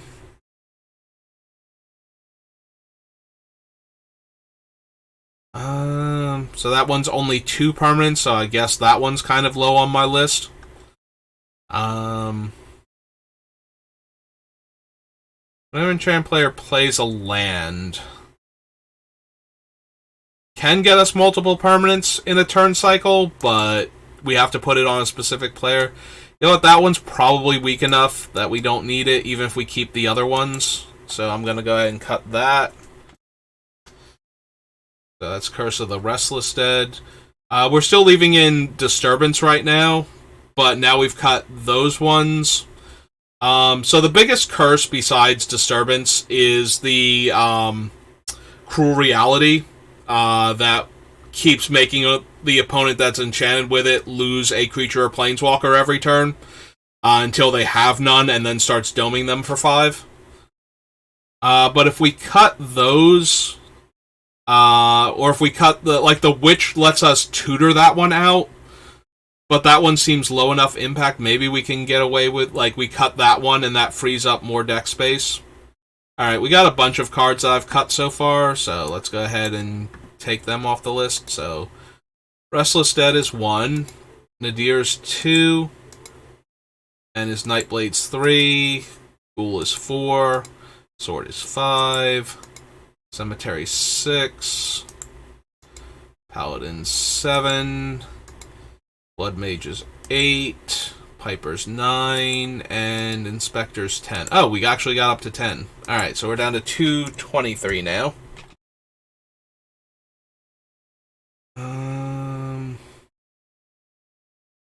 This Pox. We still need to cut, 160 cards off the list, though. A whole bunch of stuff has got to go. And I just keep going, this will probably make it in there, but so much of it has to go that no, it won't. So what else is super questionable right now? Because we're going to have to cut so much stuff that anything that's kind of questionable is almost definitely going to go at this point. Alright, we're gonna leave Dawn of the Dead, but that one's getting close to where we're going to have to cut it. Yeah, we can probably get rid of Oversold Cemetery at this point. So that's 1.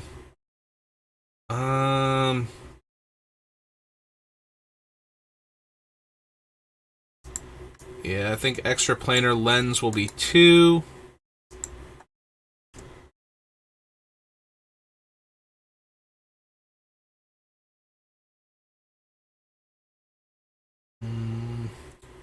Want to leave in Possess Portal. We probably don't need the Wayfarer's Bauble anymore as a rampant growth effect. A one-shot rampant growth effect. So that's 3.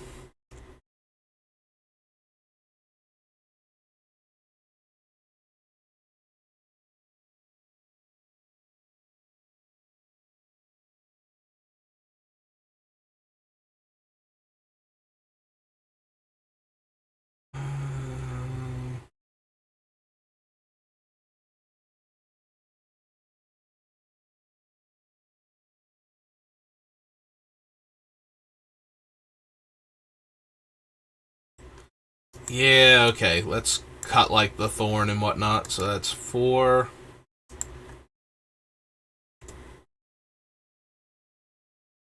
The Thorn has the best chance because a lot of the things when we want to go off and cast a bunch of spells in one turn, a lot of them are creatures that I've picked out. So the Lodestone Golem more so than the Thorn can go, but I think the Thorn can probably go too. I don't have enough room for enough of these things.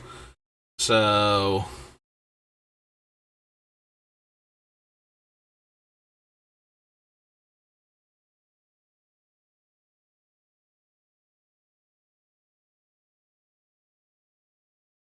you know what?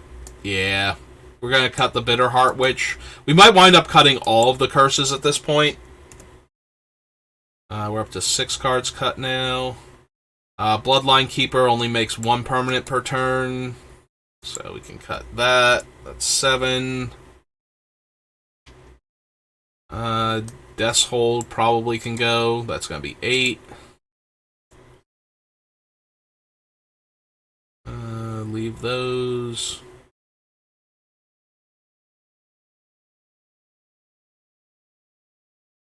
The Plague only messes with 1 person, so that's going to be 9.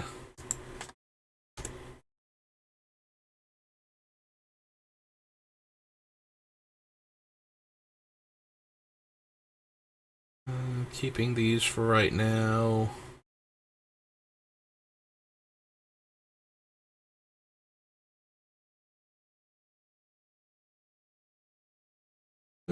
Still stuck at 9 cuts that we've made so far. Didn't have any curses under shadows that I accidentally glossed over, do we? Okay. 9, and then a monkette. So reality is 10. Yeah, we'll cut those. Cut Oketra's Monument.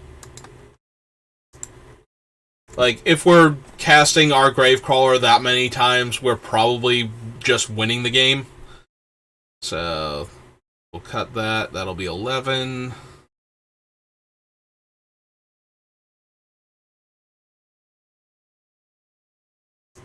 We probably don't need the treasure map either. It gives us a way to draw cards with the treasures that we're making, but we're using them more to stay ahead of our own stacks effects, so brings me up to 12.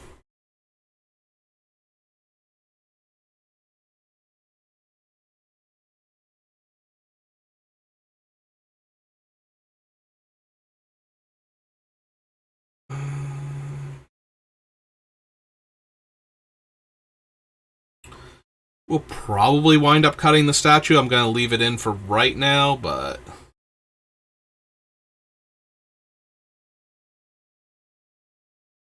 Rider, Sir Conrad, Underworld Sentry. Yeah, we probably don't need him. I think we can go ahead and cut him. I like the idea of this creature. It attacks, it exiles one of our dead creatures, and then when we finally kill it off, we get back all of the things that it exiled. It does have to die. The other one is Leaves Play, and we're probably going to wind up cutting him too, the one from the Commander set. We had it on like the short list before for, I want to say Miracle, but we wound up cutting it because we moved away from the Aristocrat style build, which is what I think it really excels at. Ebon Death can be cast from the graveyard, similarly to the other ones, but he's a 4-drop, which means he doesn't go infinite with anything. And he is a large recursive threat, but I don't think he's what we need. So, yeah, we'll add him to the list, or remove him from the list also.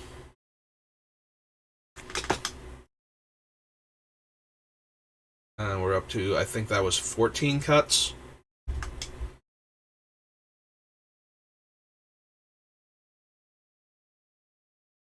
Maybe the Desecrator's not as good as I want him to be. As far as, like, pseudo graveyard hate, also removing the counters. Like, right now I feel like the Hex Parasite is the best way to remove the counters, since it's reusable and can just spend mana.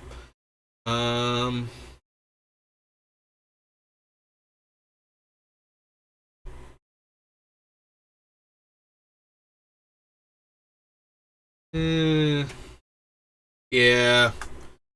His first removal is always going to be at sorcery speed, and then we have to sacrifice him to something else at instant speed to get the counters off in time for it to matter on most of our things, so that might just be too many hoops to jump through to make that an actual good card.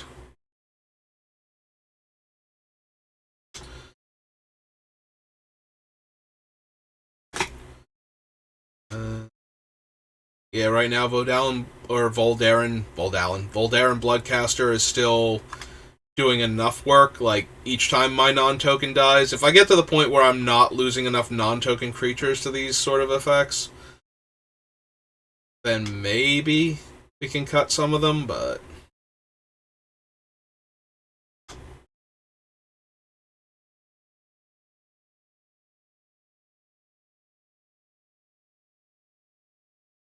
yeah, I just don't like the Weatherlight. And like I said, we're going to be cutting so much stuff. Alright, that's 16 cuts now. At some point in time, it's going to go anyway, and I keep looking at it with that kind of I'm resigned to the fact that I'm going to cut it, just not yet. So, alright, we can cut Zhao Dun, I think. Like, he's a fine effect, but I don't think we actually need him for anything. We can probably cut Lily of Dark Realms, too. Like, yes, she gets a swamp every turn, but that's not necessarily enough with what we're doing. Alright, so what are we up to? Like 17 cards we just cut?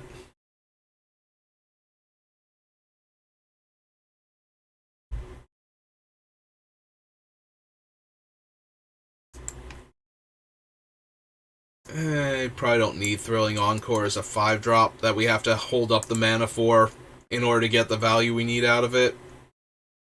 Alright, so that was 19. So if we get one more cut, that'll be 20. Then we can go back up top and congratulate ourselves by knocking 20 things off list.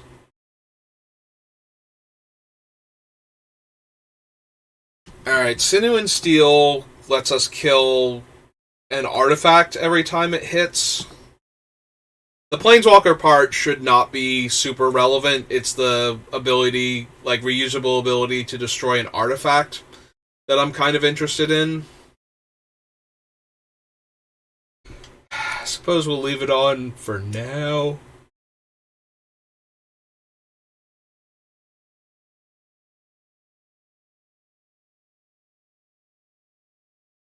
Altar of Ball, Siphon Flesh. Siphon Flesh might be a little too weak as a 5-drop. Like, it takes away one of each of our opponent's creatures and gives us that many 2/2s. So, if all of our opponents have creatures and are losing them to it, that's okay, but I think we can do better. We have enough other stuff that makes creatures, and that takes away our opponent's creatures. I don't think we need specifically that.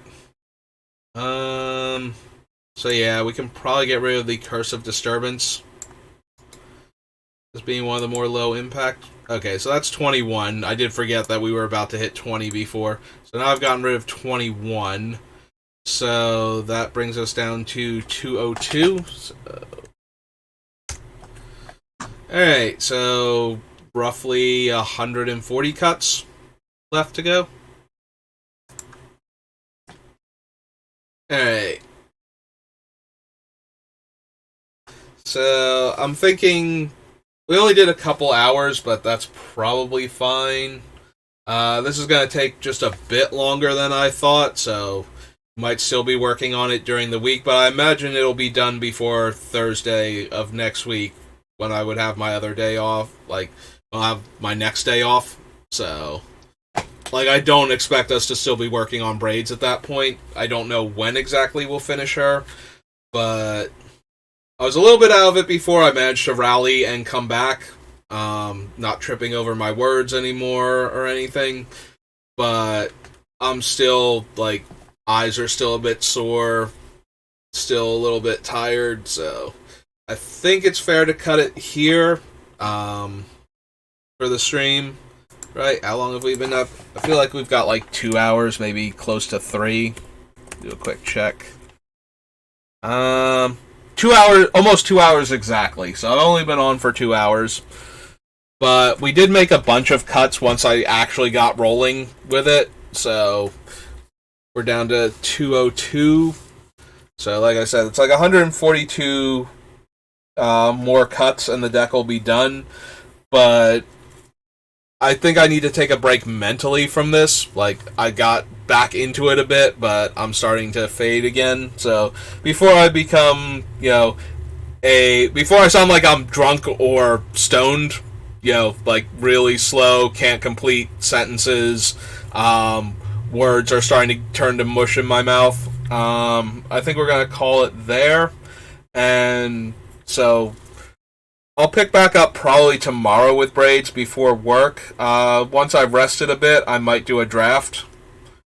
tonight, or I might just skip that. I have not been having the best success with Dominaria, but then again, I wasn't having great success before with like the Alchemy set either. So, what set will I actually have some success with?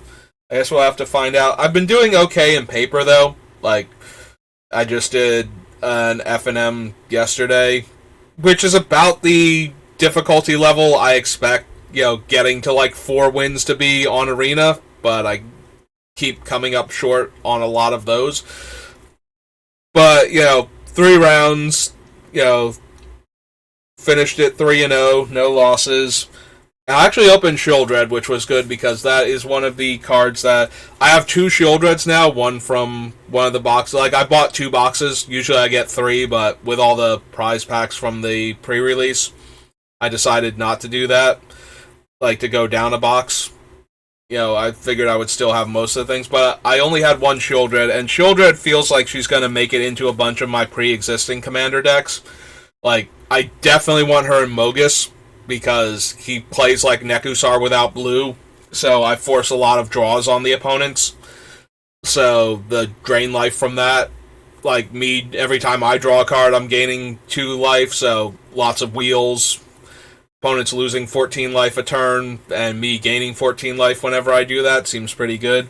But she's also like strong enough to go into a lot of other decks that just need ways to close out the game, or that want to draw a lot of cards and are interested in the life gain aspect of her, or that can force lots of draws on the opponents or punish opponents for drawing lots of cards. Like, anytime that's really good, which is a fair amount of the time, the new Shieldred is going to be at least viable in the deck. So there are going to be a lot of decks where I'm at least interested in seeing if she makes it into the 100 cards. So that's what I've been doing lately. So I do want to play more drafts, but Arena has not been kind to me, and you get on hot and cold streaks with Arena. It's not unreasonable to like fail a bunch of tournaments in a row. Like, way better players than me run into problems like that when they play enough on Arena, and I'm not playing a lot on Arena, so it's not unreasonable the amount I've been losing, but it's still kind of depressing when you're not winning. When you just look at it as individual games and go, well, every time I play, I get like 2 to 3 wins, and that's about it, and I need 4 before I consider it a successful draft, and 5 before I'm actually ahead of the game. So when if I do 2 drafts a week, and both of them wind up ending like that, then it feels like I've been on a massive losing streak, because 8 drafts in a row I haven't done that, and that's been like a month now.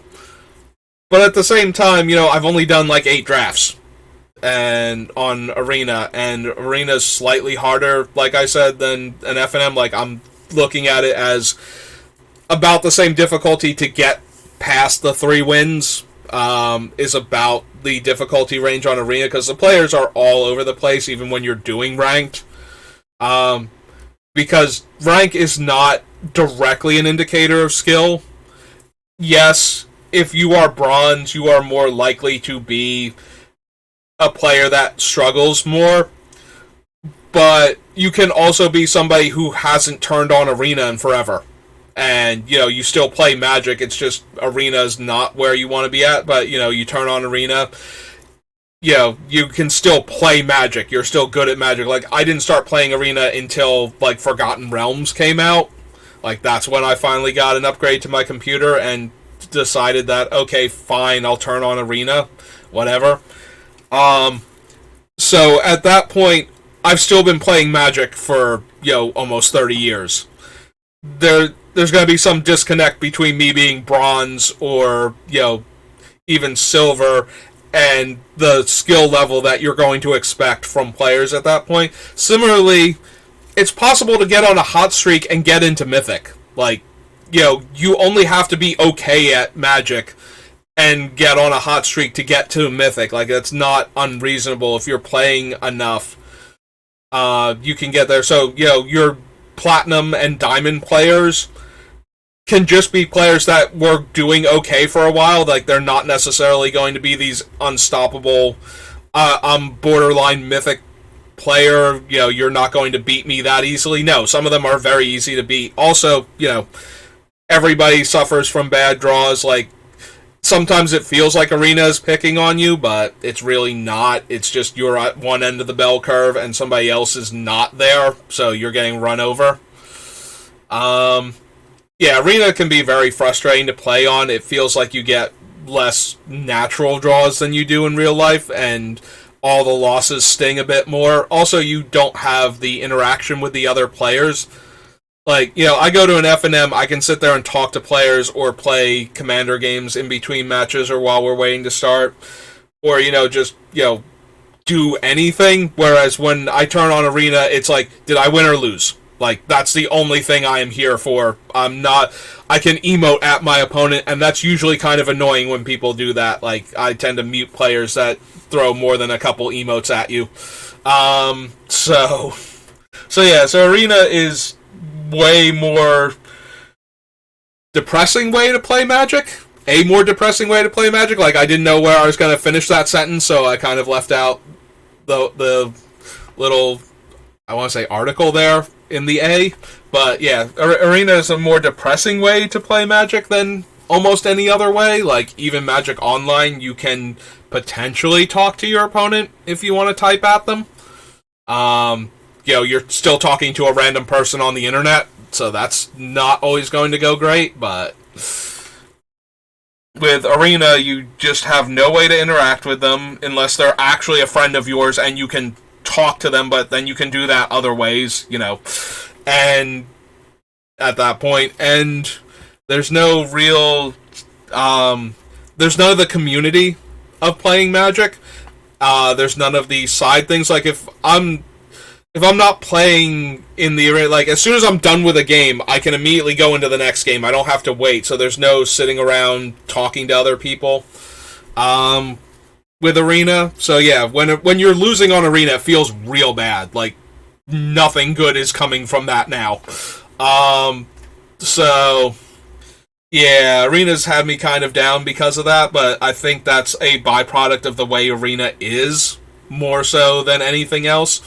But yeah, so I might be on with a draft later on, just to do a draft, but honestly, I'm not really feeling it right now with Arena, but I do still want to play Magic, because I love Magic, and I'm not, like, I used to have a place to play on Saturday nights. Normally, I'd have left, like, an hour ago to go draft, and I've mentioned this before, like, I took my first vacation in, like, 15 years, basically. Went away for, like, a full week. I was going to go away last year, but pandemic.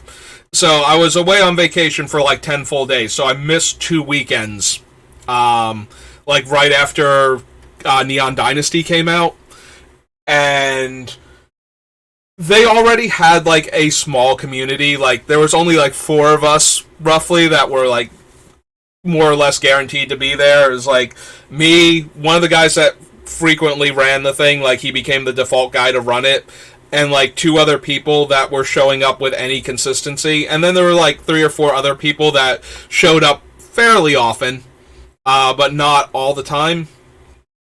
So I was gone for 2 weeks when a new set came out. Like, I did the pre-release and then I was gone, and they didn't fire an event for like 2 weeks. And the owner is not, like, it's a comic book shop. Like, that's his primary focus, and he is super focused on being the comic book shop. But he used to play Magic. I think he still sometimes does, but, not with us. Like, he never sits down to do a draft or anything. He used to, like, back in the day. But anyway, so, and Magic being what it is, like, if you've ever tried to sell people Magic cards, like, I don't know how dealers stay in business if you're not already big and you can afford to just wait around for people to come. Like, I cannot buy Magic cards from dealers most of the time unless they have absurdly good deals on their cards. Because I spend all of my time on eBay looking for very specific niche things to begin with. Like, I want the Japanese foil of a Planeswalker most of the time. That's not something that the local gaming store has. And when they do, they usually need to charge like top dollar for it because, you know, it's one of those things, like, especially back before all of the collector's boosters, where it was way easier to get the less powerful ones onto the market at a reasonable price. Like, it used to be, if I wanted a Japanese foil of a Planeswalker card, I was looking at between $100 and $200 for a lot of them. If they weren't any good, I was looking at like 50 a lot of the times. Like, it was very rare to get them in the foreign language and foil at anything less than that. Nowadays, I can usually get the bad ones for like $20, $15, something like that, if I look hard enough. But, for the longest time, you couldn't have... First of all, it was almost impossible for them to have those cards in stock, and then they wanted, like, $120 for the good one, where, I'm trying to track it down for under $100 on eBay. And that's the thing, you can't have all those prices and move that much product to make it worth... Like, it was not worth the effort for a small store to have a Magic section, for the most part. Like, he actually had gotten out of singles, like, a few sets before Neon Dynasty. I forget, like, what set he actually stopped having, like... There were, like, months where I was coming in and, like, all the singles were on, like, this one little table off to the side because he was trying to stop being the singles guy, and he was getting to the point where he was just gonna bulk eBay it or, like, chuck it, basically. Like, he didn't want to have it. It wasn't... The amount of space it was taking up in his display case was not worth the limited space in the store, basically. Like, it wasn't selling well enough, and... he was never buying anything anymore, so a lot of it was just whatever was sitting around. Like, he would open stuff to put up on eBay. Like, he's not terrible at his job or anything. He knows that you can... So he was trying to move stuff that way, and sometimes the store would just have things that it would open because it had... Like, again, he played Magic. He still does from time to time, so he would occasionally open stuff, and if it wasn't anything he needed or wanted... it would go, like, in the case or up on eBay to be sold, but he just wasn't moving stuff, and the amount of effort it was taking to keep track of what he had and everything, it just wasn't worth it. So he had already gotten out of that, and so then he has, like, 2 weeks of a brand new set where he doesn't fire a draft, and that's just the end of drafting there. Like, there was already enough writing on the wall that Magic was not even close to where he wanted to be anymore. As far as what he wanted to be. Like, he still sells it, but he sells, like, sealed product. And that's it. Because there are people that come into his store that are looking for stuff like that, but it matters to him about as much now as having a box of Pokemon or... he never really carried Yu-Gi-Oh!, but he carried, like, some of the other collectible card games that have got... Like, he has, like... I want to say the game's called MetaZoo or something. I've occasionally seen people buying packs of that or, like, trying to play the game, and I've just never paid any attention to it. Like, I'm at the point now where I don't really want to get into any more collectible card games. I've been where I've played dozens of them already, and they all kind of come and go, and you have to spend money on them if you want to get the cards, same as Magic. So I would rather just focus on Magic and save the rest of that money. Like, I didn't always used to do that, but now that's kind of where I'm at. So anyway, yeah, so normally I'd be off playing Magic right now, but... And I'm glad I found a place to do the F&Ms at least, finally, because it has not been... And I've been getting out of work on time to go do that because I've missed playing Paper Magic so much because of that. But yeah, it was bad, and all I had was Arena. And when Arena is bad, it kind of makes you question why you like Magic at all. So yeah, so this was like, what, 15 minutes ago, 20 minutes ago? Do a quick double check of the uptime. I started, like, I was at 2 hours, Okay, so like I've been rambling for like 15 minutes. So we're going to call it a stream there. Thanks for watching. I'll see you next time and have a good rest of your night.